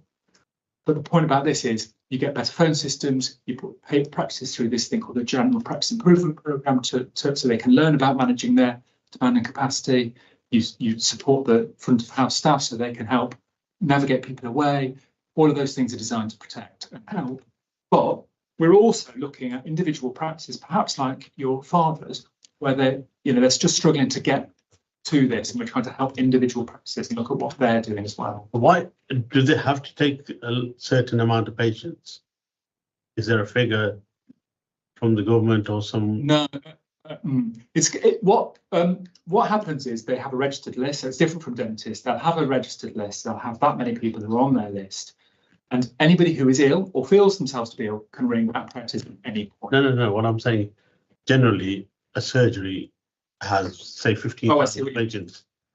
So they have to. Do they have to take a certain number of appointments? Yeah. No, not appointments. Do they have to have certain patients, or can they have, say, instead of 15,000, they'll say we'll only have 10,000 patients? Is that? Oh, what, reduce their list? Yeah, list. Yeah, they can, but that reduces their cash as well. Most of their money comes from the funding. They get a per patient payment per year, and it's not a lot. It's something like 150 quid, and it was calculated on the basis that people go 3 times a year. And actually, because like I talked about, now we've got a lot older, we're a lot sicker, we've got a lot more health need. People are tending to go 7 or 8 times. So, 20 or 50. Some people are going multiple times, and that makes it harder. But it doesn't help, does it? That's all I can talk about this to you and kind of justify it. It's all true. But if you're on the end of the phone at 8 o'clock in the morning and it's the third thing to get through, it's tremendously frustrating. I think in COVID, the GP the service has gone so down since COVID. I would say there are more appointments now, significantly more. It's gone up 9% in terms of the overall appointments offered. GPs are all open. You can walk into every GP. It doesn't feel like that, but it's true. So the numbers are different. I know the perception can be. I think there's a communication. Oh, sorry, I'm speaking outside. That's fine. Yes, absolutely. Then we'll come back to you. And I have got Councillor Repton waiting very patiently. I'm very impressed by. So, Councillor Ashby, and then yourself. Could I just say, just answer a couple of your questions? One of the huge difficulties in general practice is people not turning up. And the farther ahead the appointments are booked, the bigger the incidence is of did not attend appointments. And we have huge incidents of do not attend. Even people who book up, ring at 8 o'clock in the morning and book, they still don't turn up. So there's a huge problem. And that's one of the reasons practices are very loath to offer too many far in advance appointments, because they've become a complete waste of time. And you have no idea how utterly frustrated the doctors and all the other healthcare professionals in general practice are with the number of DNAs when they know they have patients desperate. So that's one of the reasons for not booking so far ahead. The other is simply capacity, because unlike what it feels like, and I have the same problem, you know, I was on the phone at 8 o'clock this morning to get my husband to the doctor. So yeah, I know what it feels like on the patient side of it. But actually, general practice is working hard. I can tell you that categorically and without any hesitation. Everybody in general practice, the demand has increased and increased and increased. And some of the stuff in your modern general practice is great, because actually people, you know, the number of people who ring for an appointment because they've started coughing that day. When we were kids, nobody went to the doctor when they had a cough for a day. In a week or 2 or 3 weeks, you might go to the doctor. But there's an awful lot of wasted appointments, and that's a lot of health education that needs to happen. So just picking up on what's been said, and I think it is all really important information. I think we all have been there. We've all had those experiences, and we know what the issues are. But in terms of, I wanted to bring Robin in actually, of what we're doing in Derby, because I know we've got local area coordinators that are, no, what is that like? Yes, local area coordinators that are trying. You talked about people ringing because they've got cough, and a lot of it can be mental health, booking appointments because they've not seen anybody for a week, etc., etc. And we're doing that sort of thing. So what are we doing from a city perspective to try and tackle the pressure on GPs? It's the raft of everything we do almost, isn't it? Yeah. But there's also the link into social prescribers, isn't there, Clive, that actually, and that's through the general practices and the PCNs and social prescribers. I think what Clive was referencing was just that idea that you don't necessarily need to see a doctor. There's support that is, but there's various different professionals and people that can support you to do that. But it's how we help people to understand how to access. Have we got the buy-in? You mentioned earlier pharmacies from tomorrow, 7 different things that they can go and see a pharmacy for. And I one example, somebody had an earache and was told by 101 they can go to the pharmacy for that. Went to the pharmacy said, I don't deal with earaches. So have we got the buy-in for? I think I can't speak for every pharmacist all the time, but yes, we have. I think that pharmacists are very keen, generally, as a profession, to do this work. You may have seen on ITV recently, there's been lots of programmes about the perilous state of some of our pharmacists. So they're keen to develop, and they've always been keen, they're professionals, they've got a lot of training, they're keen to support. So I think yes, but I think these are new programmes coming on stream, and they will take some time to bed in. And take time for the pharmacists to be trained up, and for patients to understand what they can and can't go to pharmacists, and for doctors and GP practices to work out how and when to refer. So yes, I think that will improve the situation, but it won't be an instant. And I think that's what I'm trying to point out with these ideas will come into fruition at some point, or in fruition, but you may get situations like that where you've got GPs, you can't get in, you go to 101, they say exactly. You leg it down to Asda or what any other pharmacies that are available, not private, and they say no, can't do it. So I think from that perspective, it's just interesting to see that we hope that these things start to, with time, make a big difference, as with the social prescribers and the LACs, to try and free up the opportunities for GPs. Councillor Repton. Yeah, I love the implementing modern general practice, building capacity, cutting bureaucracy. That, together with getting new GPs, possibly with extra funding by a government that's sympathetic, I think that will go a long way. One of the questions I wanted to ask is with regard to, I don't know what influence you or individual practice can bring about the recruitment and retention and training of doctors, receptionists, because most are absolutely superb. But if you get one that's not very helpful or doesn't seem sympathetic, that's not always a good experience for the actual patient. And so I wondered whether there are any difficulties in getting and retaining doctor receptionists, and then how we can try to address that. And then also about making sure, we get the right ones, then make sure that they're actually trained in the right way. I think you picked up on that point earlier, didn't you? You mentioned about them being better trained and having more advisory. I think I really feel for receptionists. I think they get the really, I was going to say swear them, but they get, I know exactly the word. And yes, absolutely. I was going to say front of a system behind them that is often doesn't, your father's experience doesn't have a manager, and they have to front that up. Creaking, yeah. And they get all of that. And I've been in, I'm sure we all, well, I don't know if you all have, but I've been in receptions where in practice where receptionists are in tears because of they get. And as a consequence, you won't be surprised to know that the turnover of those people is quite rapid because they can earn that money at the local supermarket. They need to take that every day. I think we're the tolerance to that. I think it's really good that the doctors do have the a lot of the signs up saying we do not tolerate abusive behaviour to our staff, and I hope that that's from a perspective of enforcement of that, because some people's behaviour is awful. I've been in the surgery when people have walked in and they're just so rude, and I think if that's something that, do they actually implement that? Do they actually stop people? Yes, we do, and we have a special education scheme. People who are violent, they go. So, but that fortunately doesn't actually happen as much. I think but the low level microaggression is a very common occurrence, unfortunately. So, in answer to your question, it is difficult to recruit. There is quite a high turnover. There is quite a lot of training that goes on, and I mentioned it earlier that we're pushing this care navigation training at the moment, which tries to support train the receptionists about how they can respond, how they can speak. I agree. There will be situations where as a patient on the other end of the phone, you think that really wasn't very helpful. I didn't get anything, and I didn't get what I needed, and I felt like frustrated by that. It's hard to know whether it was the individual on the phone or the system that they were fronting up.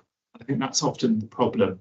I think that's, I think it's an ongoing issue, and I think you will find that the better the access, the easier it is for receptionists. The worse the access, the harder. It's an issue you're aware of and trying to address. Definitely, that's fine. More than, the practices. These are all independent businesses. This is what they do every day. So I know they are trying it. So thank you very much. If you wants to come in on that. I agree with everything you said. Receptionists have the worst job in the world. It is awful, honestly and truly, and they're paid pennies for it. They're not recompensed for the difficulty of their job. I had a question though for you. I did read through the report. I'm fascinated. You've got within the report there was talk of this. How do we general practice going forward and having less complex and more complex and patients in continuous care and highly complex. Where is all that going to take place? Is that going to be more screening of things, general practice, or are you going to be having a whole sort of more NHS out from what? What's the bigger, how does that vision hit the ground? I will try to keep this brief because you haven't got it all night. But in the paper, it talks a little about a long-term vision, which the GPs themselves kind of develop. And it goes back to, I think, somebody was saying about the strategy, which is not everybody needs the same kind of care. 60% of us, and there's evidence behind this, 50% of us see this very frequently, and just for the occasional thing, don't really care about who we see, just want to get an appointment and come out.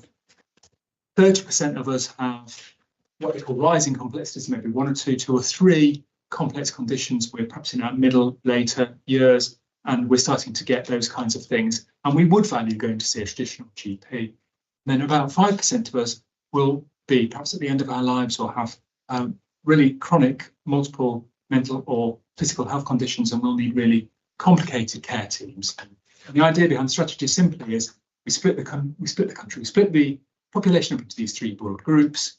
We identify them using population stratification, looking at data records, looking at primary social health and social care, and then we tailor services to those.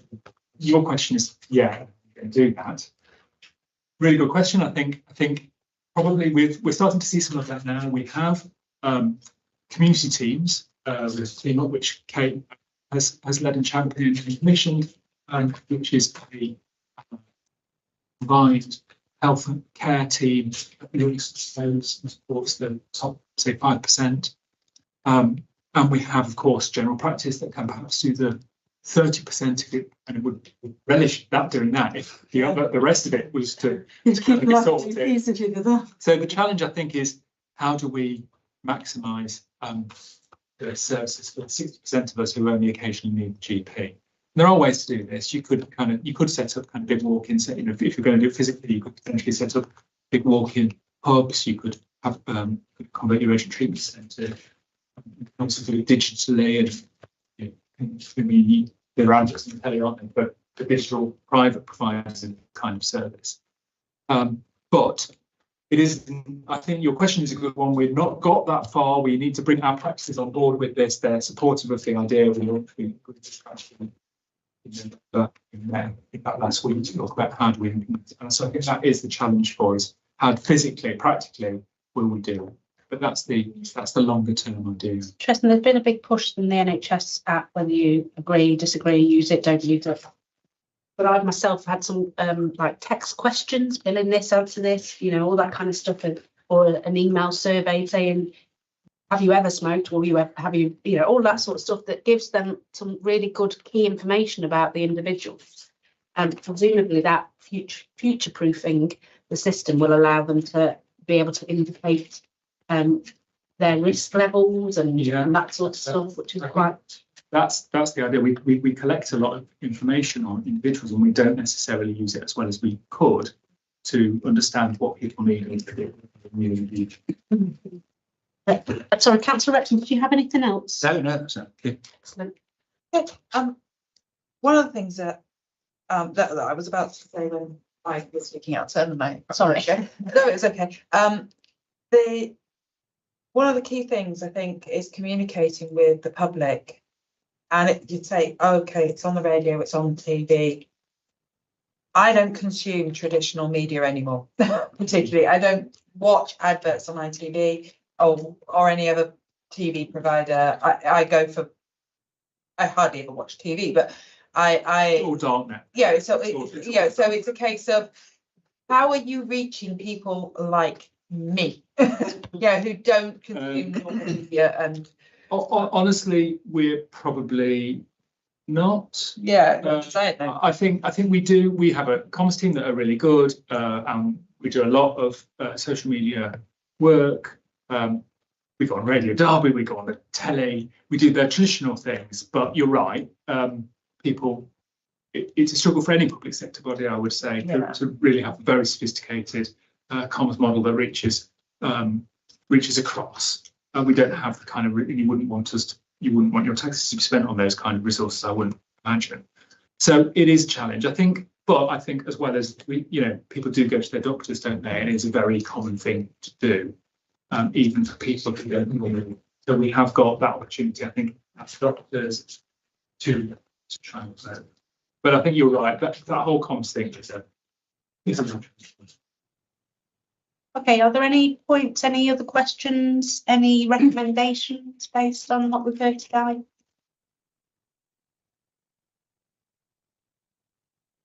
just want to say thank you for your presentation. So I wish we had a magic to know what's going on. One to help. I'm sure I'll be back. I come once a quarter, more or less, don't I? really interesting, very useful to get feedback as to where we're at.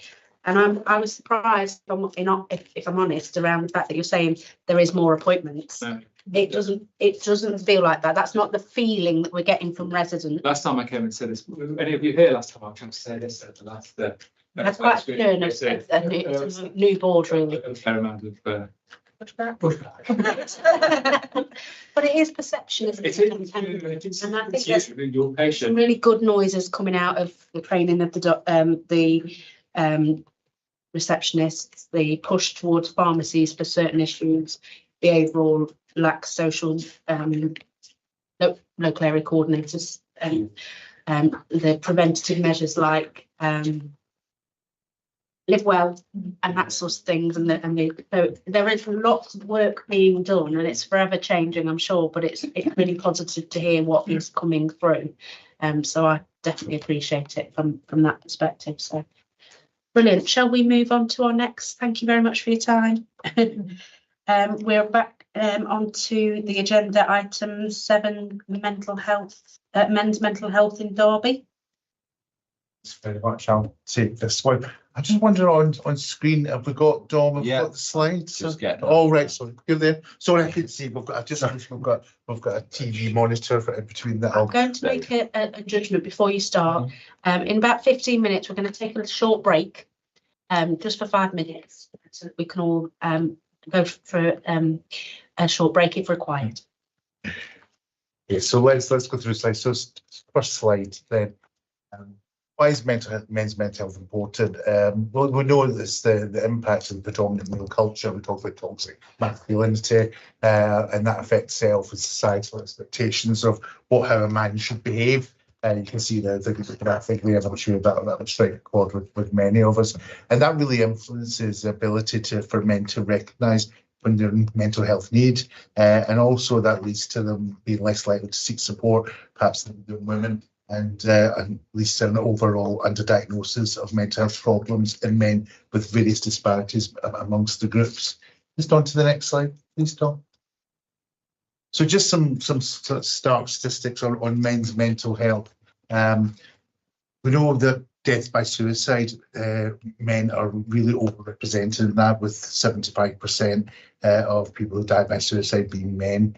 Men being less likely to access psychological talking therapies than women, being 3 times more likely to have drug and alcohol usage, much more rough sleeping in men. Predominant of homeless people are men, predominantly making up most of the prison population. So you can see there's a lot of need there, and we've done this graphic, which is probably too small for you to see, but it's just a sort of snapshot of men's mental health needs in Derby, and it's just looking at the whole population. Roughly about 100,000 men aged 18 plus.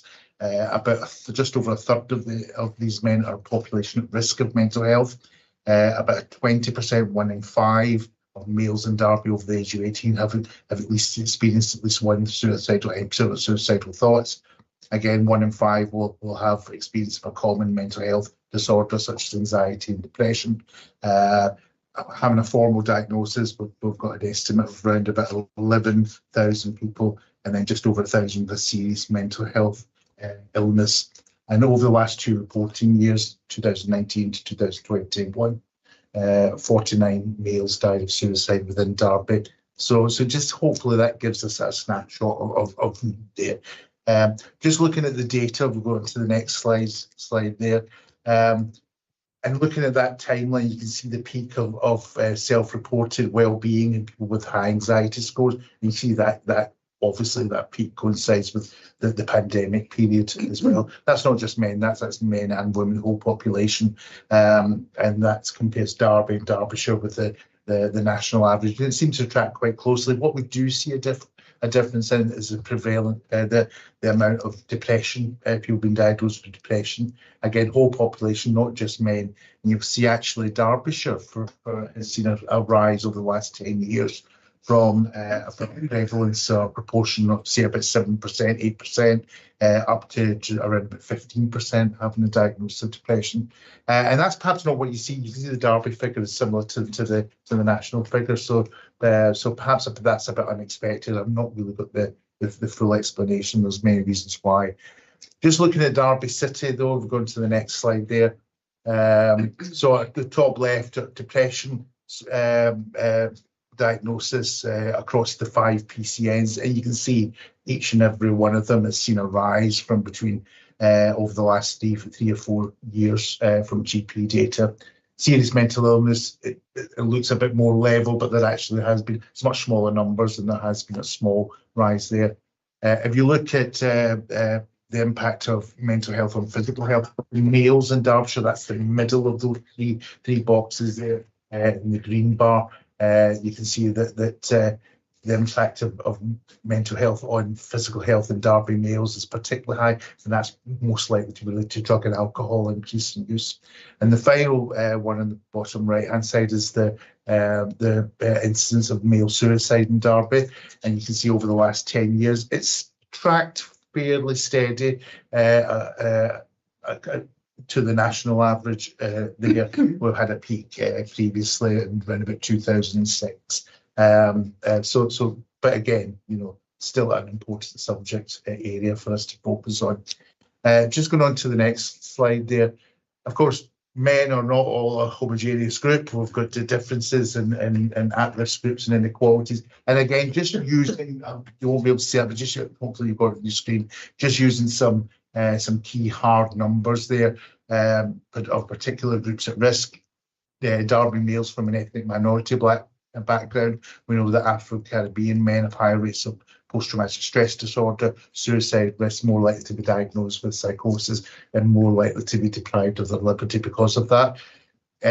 Cost of living crisis, we've got close to 40,000 Derby males living in the most deprived 20%, and 30,000 Derby males who are economically inactive and claiming benefits. Statutory homelessness, we know it's probably an underrepresented figure, 1,500. We've got almost 6,000 veterans, ex-army armed forces, and there are high rates of mental health and alcohol dependency and risk of violent offending. So some of the indicators there just shows the difference in the groups and the difference in need. I'm going to pass on to Jen from a service provision now. Yeah, next slide, please.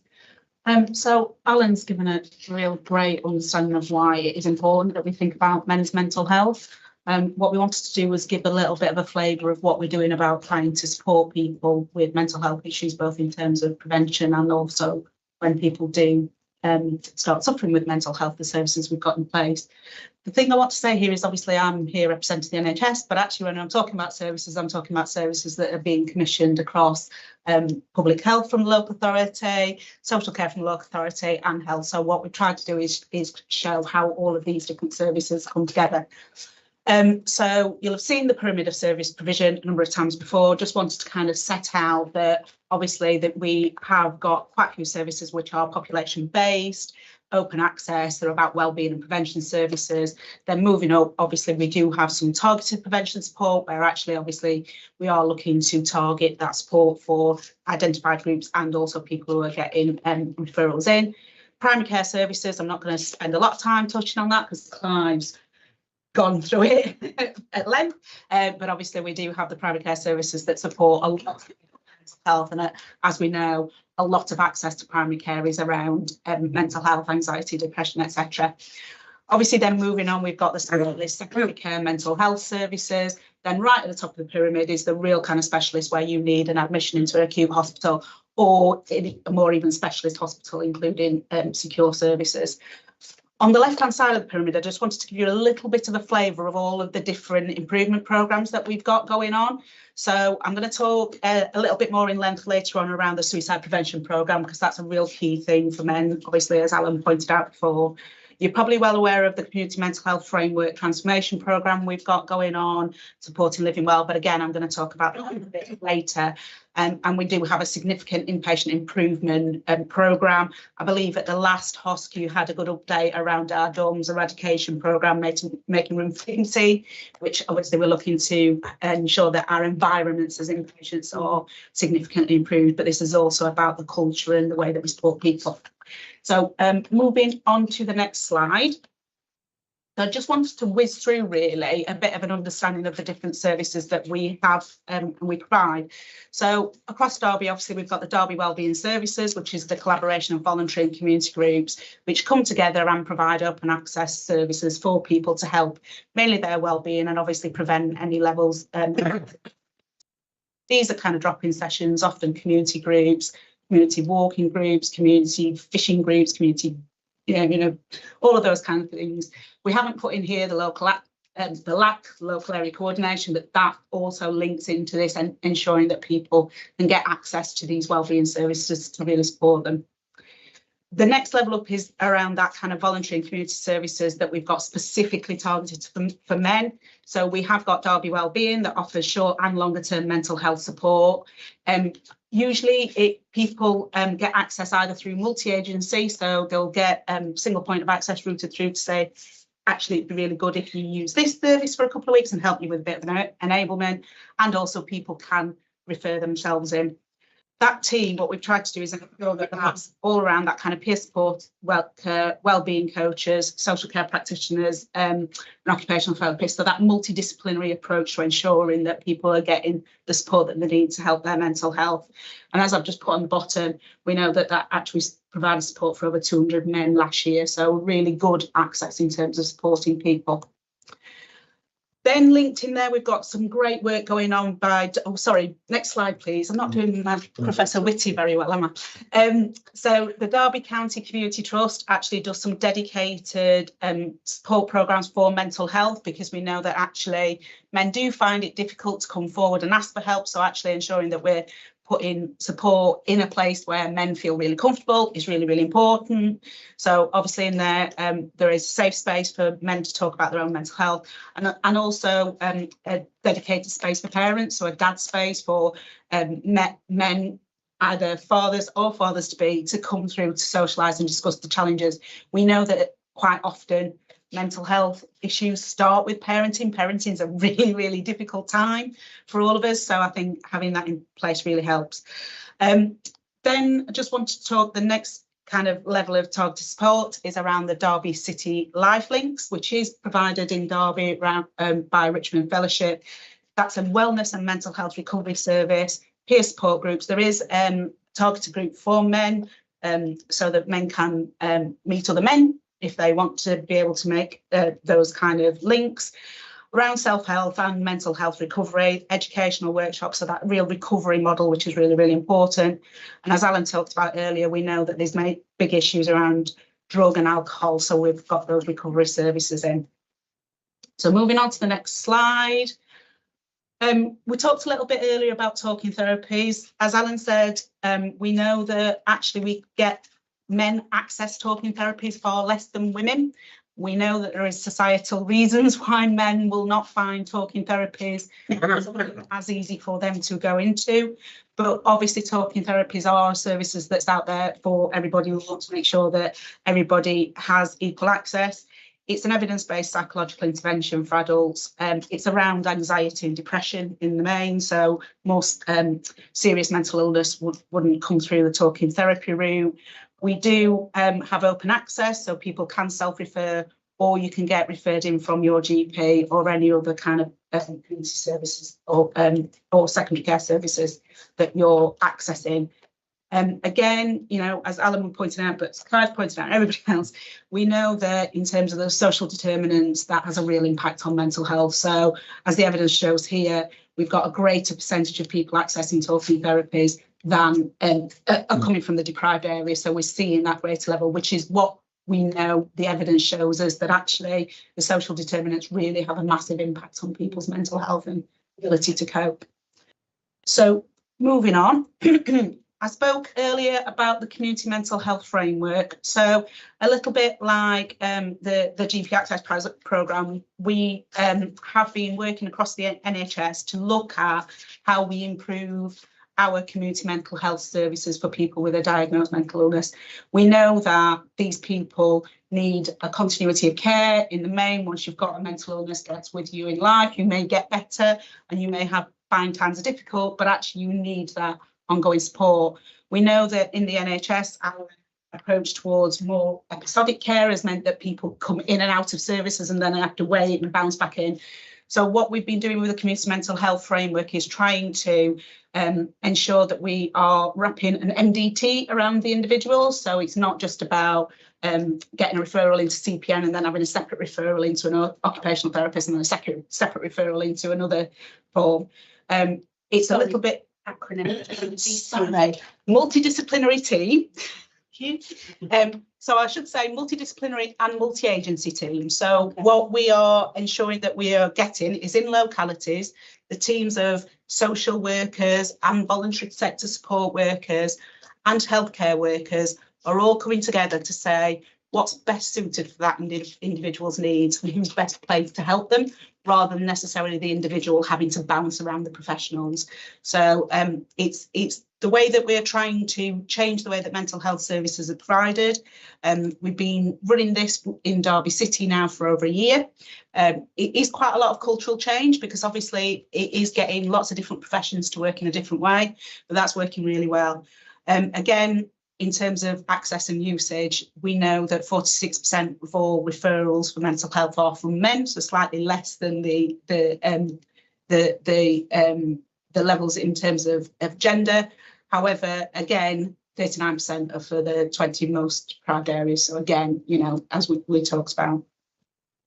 So just moving on to the next slide. Briefly, so obviously when people do get in a crisis, we have a number of different crisis services.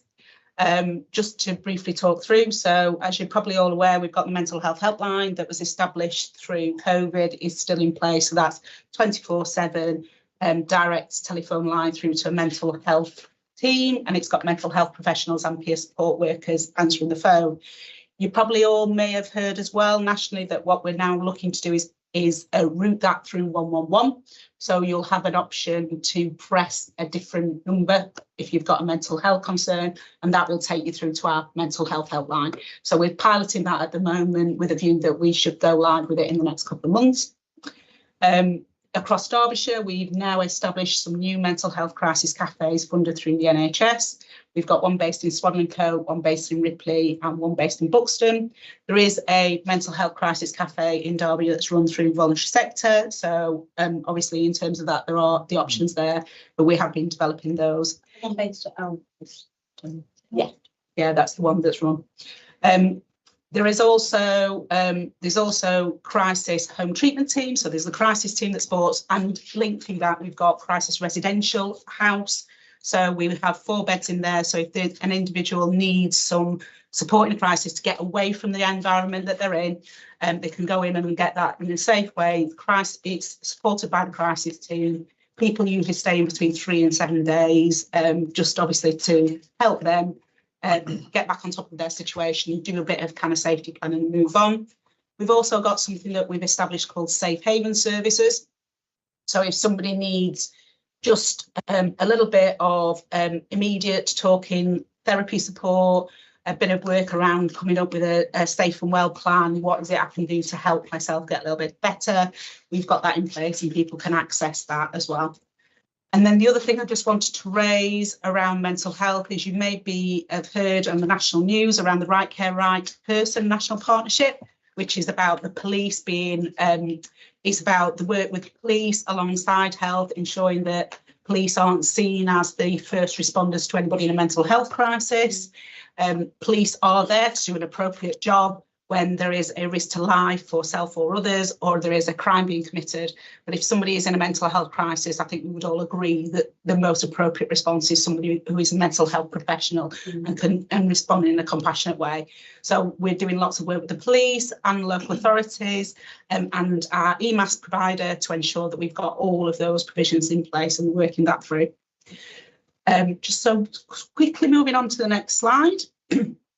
Really quick on here. So obviously we've talked about that high end when somebody is really needing that mental health admission, to ensure that we are assessing them and treating them in the right way. All admissions into a mental health bed are reviewed by the crisis team to ensure that they actually represent the least restrictive option. We don't want to admit somebody into a hospital when we can provide care in their own home. Informal stays are made where an individual has said, yes, I'm happy to go in and I know I want that treatment. If we need to detain somebody under the Mental Health Act for their safety or others, then that can be done under the assessment and treatment. And obviously there's lots of mental health legislation around all of that. I'll not go into all of that today. So as I said, I just wanted to final slide, sorry. I wanted to just finish off in terms of the work around male suicide in Derby, because one of the big issues for men is obviously the suicide rate. As Alan talked about earlier, we know that there's quite a differential in terms of male suicide and female suicide.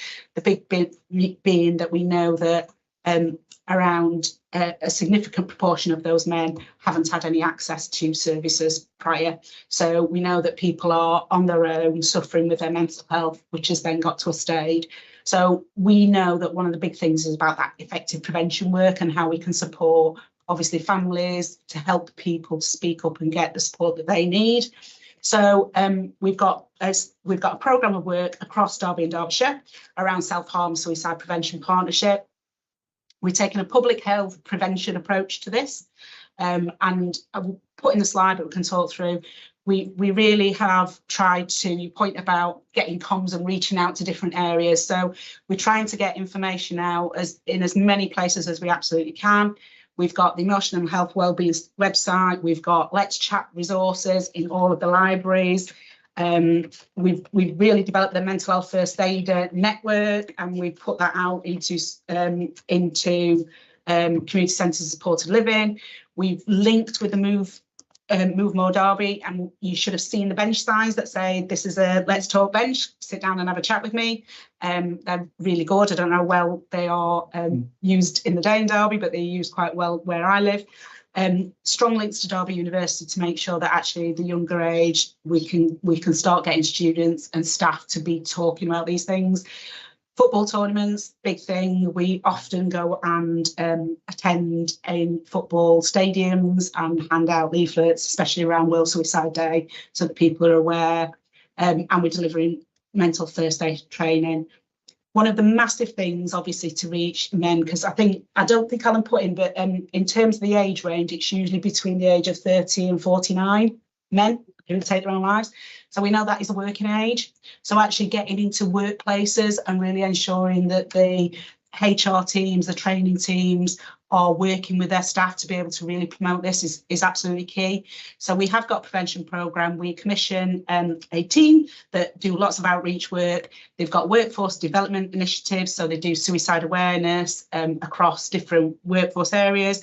They do lots of community outreach and engagement. If you go to any festival in Derbyshire, you will see them there with their stands really promoting.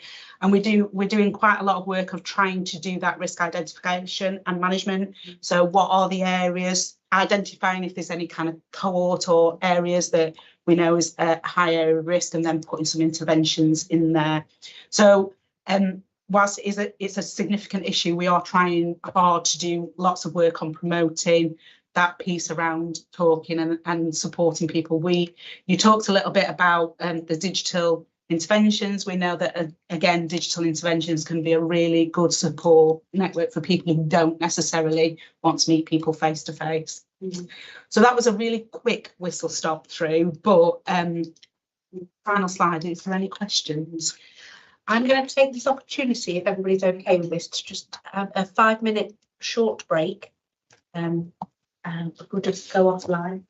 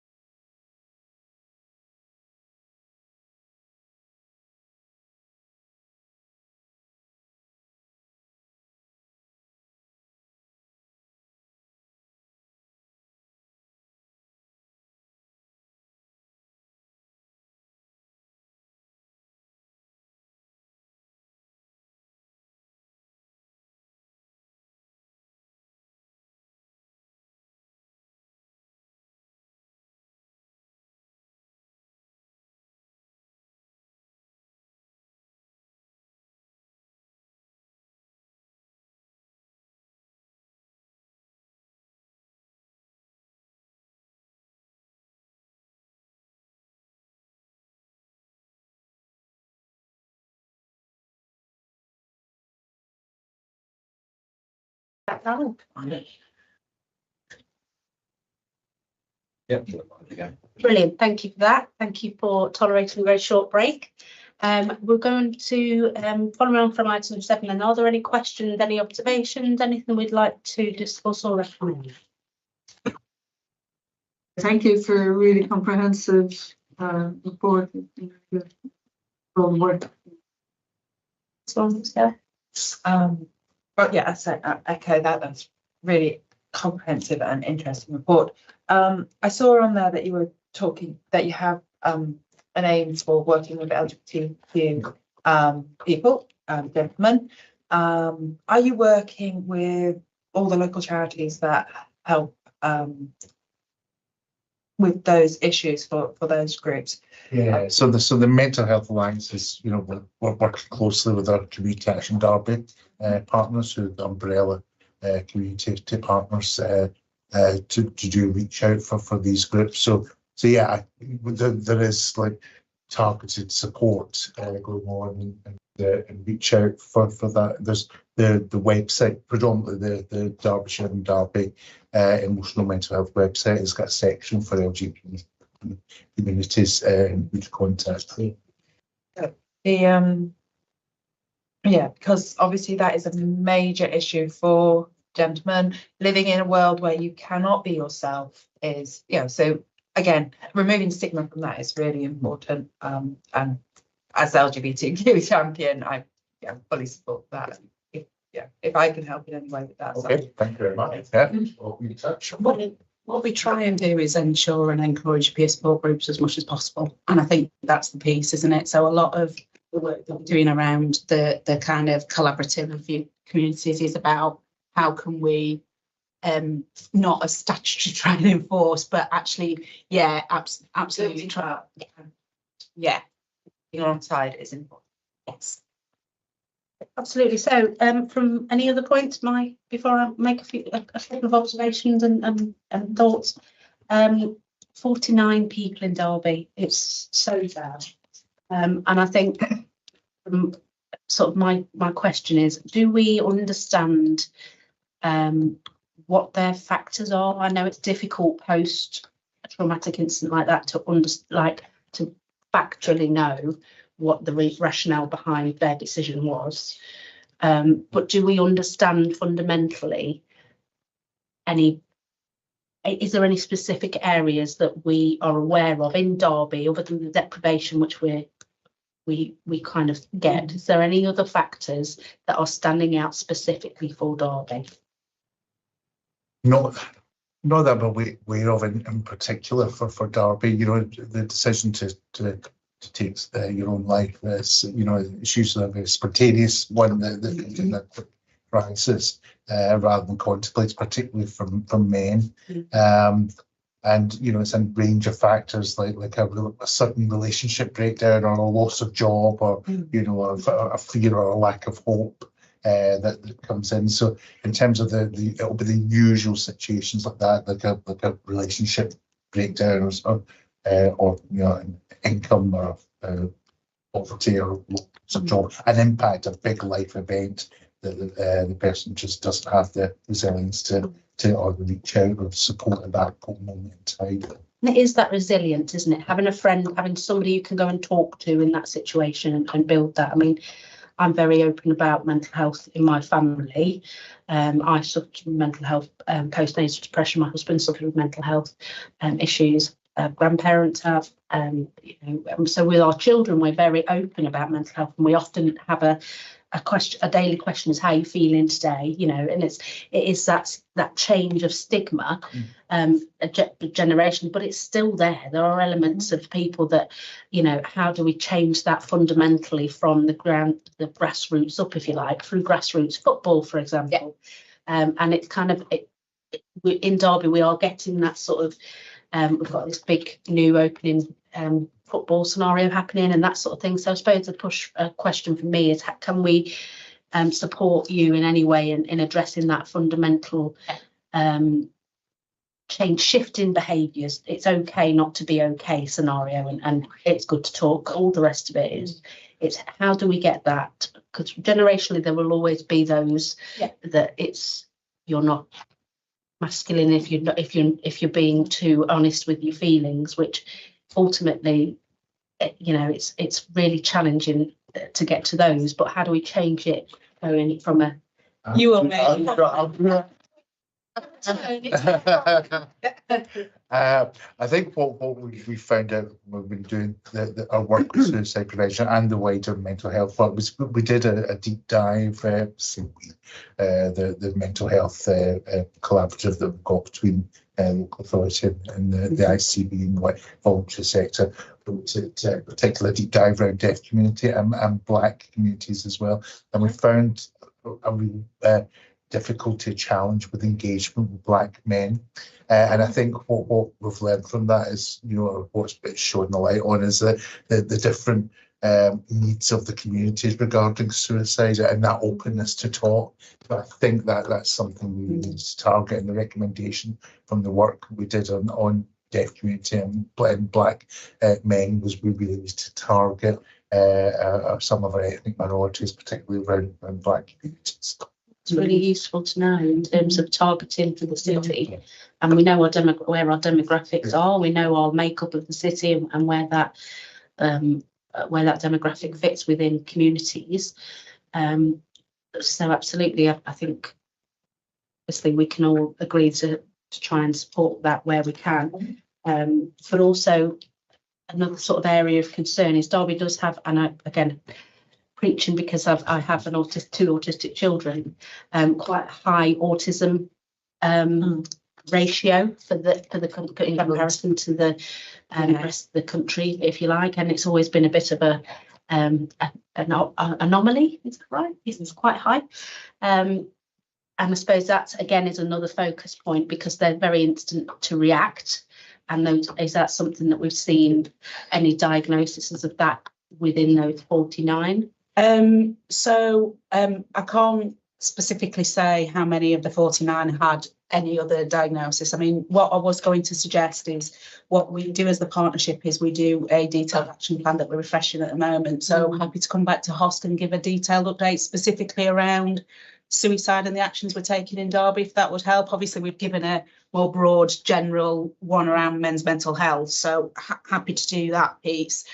I think the piece around autism or any other neurodiversity is what we do know is that your prevalence rate of having a mental health co-occurring mental health condition when you've got a diagnosis of any neurodiversity is much higher for many reasons, including obviously communication, including sensory overload, including trying to fit into society. So what we are also doing is a significant amount of work with all of our mental health services to make sure that they are far more autism friendly. So ensuring that things around, I talked about talking therapies, ensuring that talking therapies are making the reasonable adaptations and adjustments that you need for somebody who is autistic or who has got ADHD, etc. We're also trying to ensure we're doing quite a lot of work with our mental health inpatient services to make sure that we're providing greater levels of therapeutic input for anybody who's autistic onto a acute mental health ward, etc.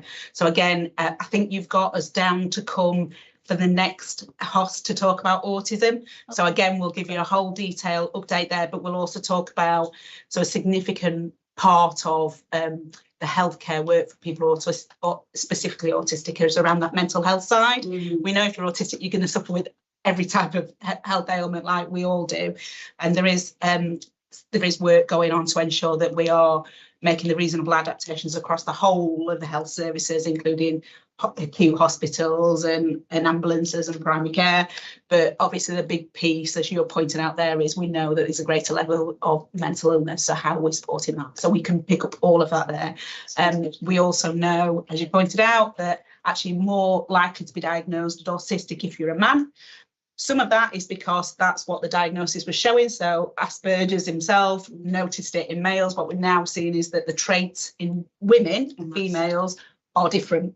So we're actually seeing far more females now being diagnosed because we're seeing it and we're understanding it more. So it's not that we're necessarily having more women in society who are neurodiverse, it's that we're actually now seeing it a little bit more and people are coming. So we can talk about all of that as well next time if that would help.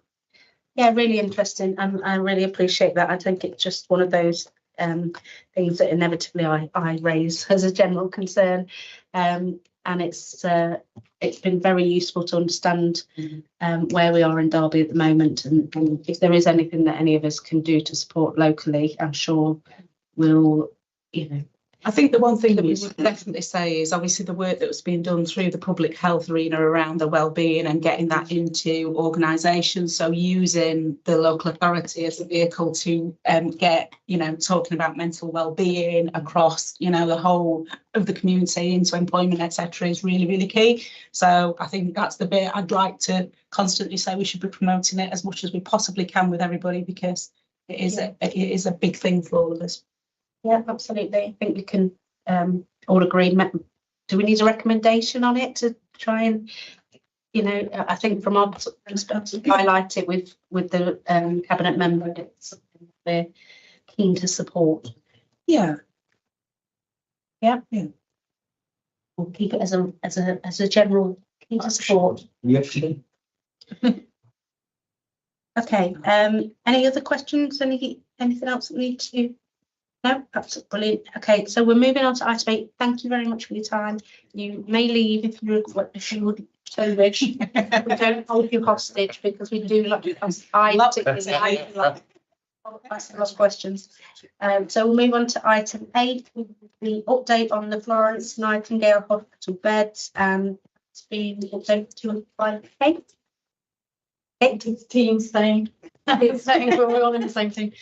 But yeah, I wanted to come back. I think you've asked us to come back to the committee, and this was an item. I'm recognising there's been quite a change of membership on the committee, and it's quite a long time since the original issue was highlighted. Thought it might be useful to just give a little bit of background. So at the start of pandemic, there was as people probably recall, there was some massive rapid changes across the whole country in readiness for what might be needed in terms of bed and capacity. And at that point, a number of beds that were on the Florence Nightingale Community Hospital site in Derby were closed and the area vacated, ready for the use potentially for COVID patients. And I know the committee at that time was obviously supportive of the actions the NHS needed to take to deal with that COVID, was quite concerned about then almost some significant permanent changes coming in and them not being considered appropriately, or just not being driven for other reasons and not having visibility. So I think there's at various times there's been some updates, but the position in terms of that site, it continues to change. So in terms of permanent changes, there aren't permanent changes. Those beds in total haven't gone back onto that site, and what we've listed there is some of the bed provision that is on the site. But I think the concern was, I think, and not to put words into the councillors' minds then or now, was about just what that meant for the population in terms of the services that were being provided. And those beds were like community hospital type beds, so some sort of support, some reablement, but also at that point, often people being cared for in a bed with lower levels of medical needs, but certainly care needs, ahead of potentially going into long-term residential care, ahead of accessing community support packages at home. And there's been a significant amount of work throughout COVID, driven by the need to use our capacity in it really, the ways maximum efficiency, and also to not have people in beds for any longer than they needed to be on sites where we were managing risks in terms of hospitals not being the best place to be if you didn't need to be for any longer than you needed to be, which has driven quite a lot of improvements in terms of approaches and ways of working across health and care to support people in their discharge from hospital. It's still really challenging. I put in the paper the fact that we need to remember that 95% of people go straight home without further care needs of any sort. There's some people that go home and there's care that stood back up for them that they had in the community. And then there's a number of people who their care needs have changed significantly during the time in hospital, and they need then either a new package of care at home or increased package of care and support, and they might need to move into residential care. And it's that cohort of patient that we're trying, so largely older, complex, frail patients who we want to support to get to the right place. terms of the work we've been doing, the focus has been trying to make sure that as many people as possible can get home and are supported to go home. So real focus on, we refer to it as pathway 1. So in the model that was included in the diagram that's in the document, you'll see that pathway 1 is getting people home, people who need care at home. I tried to, rather than size the capacity for some of the community beds, some of the community hospital beds were being used for people because there wasn't the capacity for the care at home. So we were trying to focus our improvement work around discharge on care at home. And certainly in the city, when we do compare, we have the advantage of being an integrated care board that has city and county. City often performs much better in terms of the numbers of people can go home, the packages of care that are available, how quickly then people are re-abled and supported. And there's been a lot of work, and I'm sure you're aware of the work to even more increase the integrated team working between the City Council, adult social care and community health services into the community first model. So a lot of really good work to ensure people get the right care and get home. There are still people who need those pathway 2 beds, that sort of that community supported bed, be that either where they need care, social care for 24 hours and some support and reablement, or they might need medical care to before they can then move home or into longer term care. And there are capacity constraints around those beds. They are really hard pressed, and you'll hear frequently in our local press and nationally about the pressure on discharges and the numbers of beds in acute hospitals. There do have people who are delayed for whatever reason. But again, although that's really challenging locally, and it's like you've heard a few times tonight, whilst we recognise the improvements we need to make, we can also see that when we compare ourselves across the country with issues that are affecting everybody, we are actually doing quite well. And as an ICB, we're in the top quartile. And as I say, within Derby and Derbyshire, Derby City does better than the county historically. So the model, what I wanted to inform the committee really was, although there was a concern about those beds and what that might mean for residents, although those beds aren't there are beds there, but the pathway of care, it continues to be good for residents, and we're doing even more. So our focus now is moving on to trying to get the capacity and the model of care for bedded care right for people complex discharges, and that's work that we're moving into in this next year for 24-25. It's one of our priority areas for improvement for discharge, and we've put extra resource into the system to work across the system to lead that work. And we, of course, when there's significant changes around that bedded care model, would come back to the committee to inform you of those permanent changes should they be recommended at that point. But we wanted to just update you now, given that concern then, and to give you the confidence of the work that's ongoing, and particularly how we're approaching that in a very integrated way. Always trying to get home supported and be able to live as independently for as long as possible in the way we offer our care. So try to keep it brief, appreciating the time we're here to go. It's fine. Have we got any questions on this item, Councillor Ashford? Sorry, I'm afraid I do have a question. Do we have any idea? I mean, thank you for your report, and it's great that the care packages are enabling people to get home. Do we know whether the people are satisfied? What's the level of satisfaction of the care packages? I won't recount my own experience from many years ago because I'm trusting. Do we know in terms of the actual care, rather so social care? Yeah, there used to be something called intermediate care, and there'd be a variation of it now. It might still be called intermediate care. Where people are being discharged as quickly as possible, but there's carers going in to do probably more of the social care stuff, getting them meals, all that. Is it actually meeting people's needs? Are they satisfied with the packages they've been given? But do we have any measure of satisfaction with care? I have to check back in terms of the services, and I think that'll be both health and care. In terms of, there's two parts of that. One is, are we meeting need? And certainly we track what was the assessed need, and then how many people get onto get that care, rather than historically sometimes we'd assess that somebody might need a package of care at home, and what they'd actually get is admitted to a bed and stay in that bed for a long time, or then maybe ultimately get into long-term residential care. So we do track, and we are doing well and improving the people who get on that right sort of pathway. In terms of their own individual satisfaction, I've not seen anything that assesses that, but that might be me not being so close to that. So I will take that way to the and I think it as well, it would be the adult social care service people, that community first team, to assess whether they do any patient follow-up, unless looking to our engagement lead, whether there's been any work on that. Not quite sure on the social care front, but I know obviously the UHDB, who run the site, have their own patient experience team, and they have quite in-depth systems around friends and family. Then we have worked out where they send text surveys out so they can monitor, and then they see if there's any highlights. So deep dives into it as well. So they have that all set up within their own trust to monitor their patient experiences from the NHS side of view. I'm not quite sure what essential. No, is that the patient experience of the inpatient or the discharged? We can definitely go back and ask them what their processes are. Normally what they do is they send out texts after when someone. That's the inpatient, and I suppose what I was particularly interested in is the fact, because we all know people are being, they need to be discharged as quickly as possible, and people are being discharged far quicker than they were when we were all working in different areas of health when we were younger, and they were in hospital for much longer. And that's that's just life, isn't it?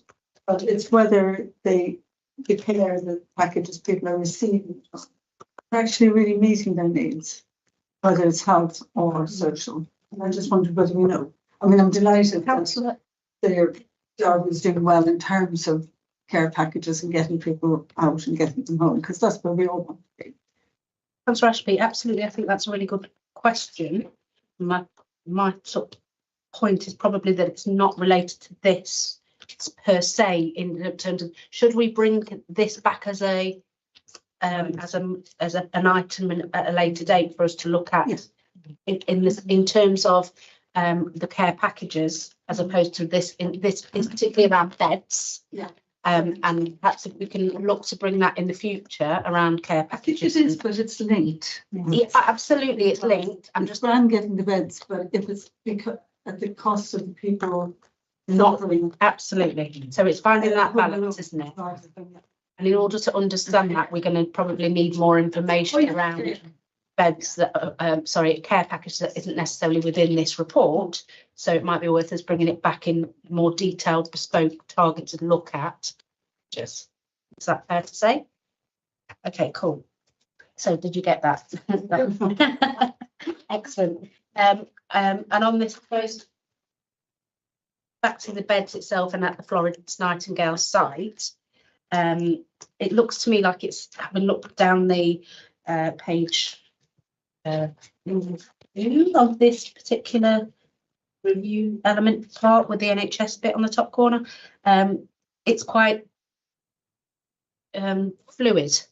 It's a needs on a needs basis as it occurs. The pressures on the Royal Derby, it's fluid in what we're using that those beds for. Is that correct in understanding? So the King's Lodge, the neurological rehabilitation is permanently there, and the palliative care beds are permanently there. But you're right about some of the other beds where we try to keep the flow of patients, but at times when it gets really, particularly in winter time, they've needed to open beds down there to really just give somebody so they can move them off of the most acute site. They're not needing much medical support at that point, but they are then waiting for a package of care to go home. So it's a sort of like a safe holding space for people to be cared for before they move on.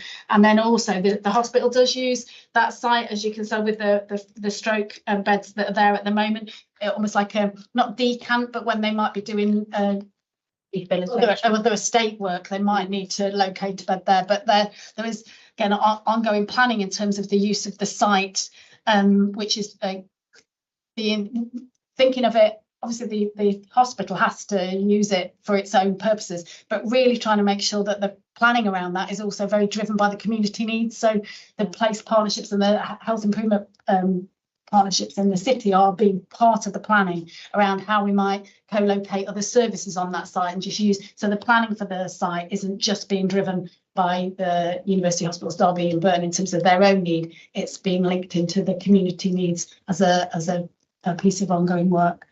Brilliant, which it brings me back to this, my couple of questions. We've got December 21, we needed to open for winter pressure. December 22, we needed to open the Ward 5 for winter pressures, but we haven't in December 23, 23. Is that right? Have we managed to absorb the winter pressures within the main Royal Hospital? Yes, so there has been more beds opened, but within the site, it has been incredibly difficult for the hospital that they didn't open beds on that Florence Nightingale. Okay, and then my other sort of question really is around the it's an old site, isn't it? The Florence Nightingale site. Has it been revitalised? Is it of standard for care? I mean, it's probably of standard, but it's probably very different feel to the Royal Derby. Is it in comparison? Is that fair to say? Has it been improved any since it was? They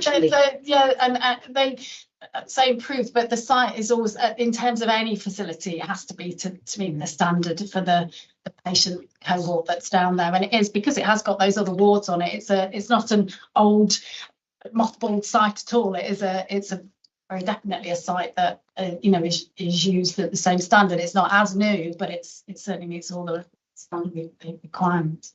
I think from a layman's point of view, it's probably a very different feel to the equipment may be the right equipment, the staffing will be the right staffing, but from a layman's point of view, it will feel like an old style hospital, and may not feel as modernised. That's the word I was looking for. So I suppose if this is going to be a continually used site, is it something that future proofing that site requires modernisation? I think we'd have to ask the trust about their estate, what their particular estate's plans might need to be in terms of the use of that site, and whether it would need modernising for that. But it's certainly not in terms. I've not seen capital proposed, but I think the trust would need to be asked more detail. I think you've had recent refurbishment in Florence Nightingale. I haven't been for many years, so I see it as what it used to be. So it may be very different. Cases, it will be at the correct specification. That it'll be safe and it won't look like an acute the acute end of an acute end, because it is not the acute end of acute trust. And I think, as we've said, it's a site that is in itself is in flow, isn't it? It's been rethought on, reused. So probably a different conversation would be to have colleagues from UHDB here to talk about their whole estate plan and how that might fit into it. Yeah, let's not go on to the whole estate plan, because quite frankly, having visited the Royal Derby recently, there are some serious issues with parking. In some cases, we'd opt to have outpatient appointments at Florence Nightingale, because you can park. Yes, absolutely. But it doesn't feel. I mean, my husband got an appointment. It doesn't feel. It's not run down. No, it doesn't feel shabby. It feels fine. Good. Like I say, it's just been a long time since I've been in the facility. But it does have a different feel. But it doesn't feel second grade, as it were, to when I visited it, it's always felt reasonably together and modern. It's not like, oh gosh. Looking back into the 1900s. Not that we expect that.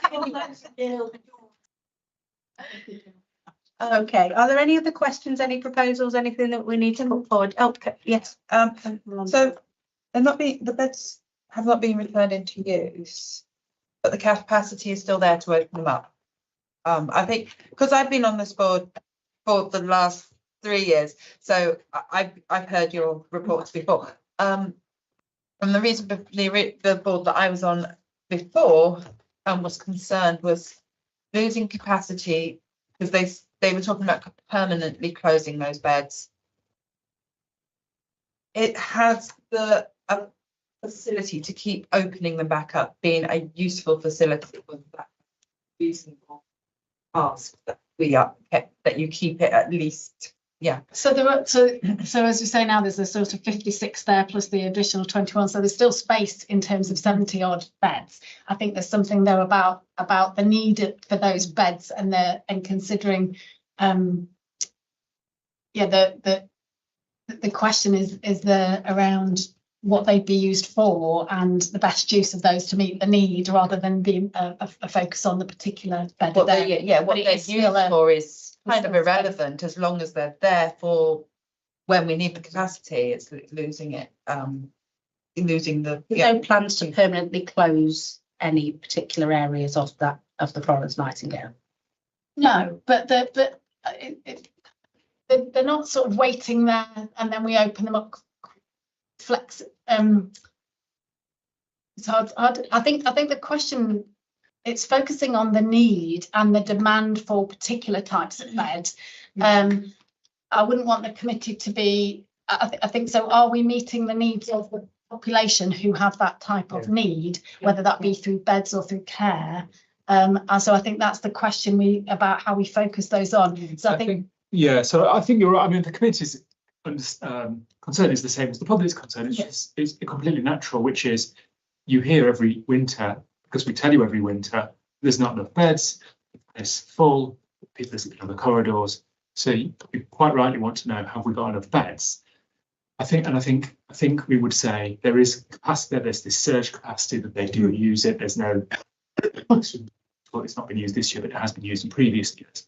However, I think your wider point, and the point you started with is, actually, it's a system, isn't it? You need to, what you're trying to do is not have beds, really, well, you have beds, but it's have flow to get people getting into people hospital. back home is important. And what you don't really want to do is invest all your money in hospitals, because then you won't have any money for that flow. And you've hoisted by your own petard.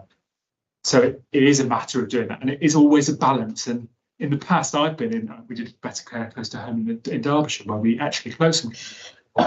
We wanted to reinvest the money in that pathway, one in those. But it's always a balance. You're always juggling. And we've heard today, haven't we, that the population's getting older and sicker. That you probably are going to need more bed capacity. You'll also need more pathway one capacity, more care. You need everything.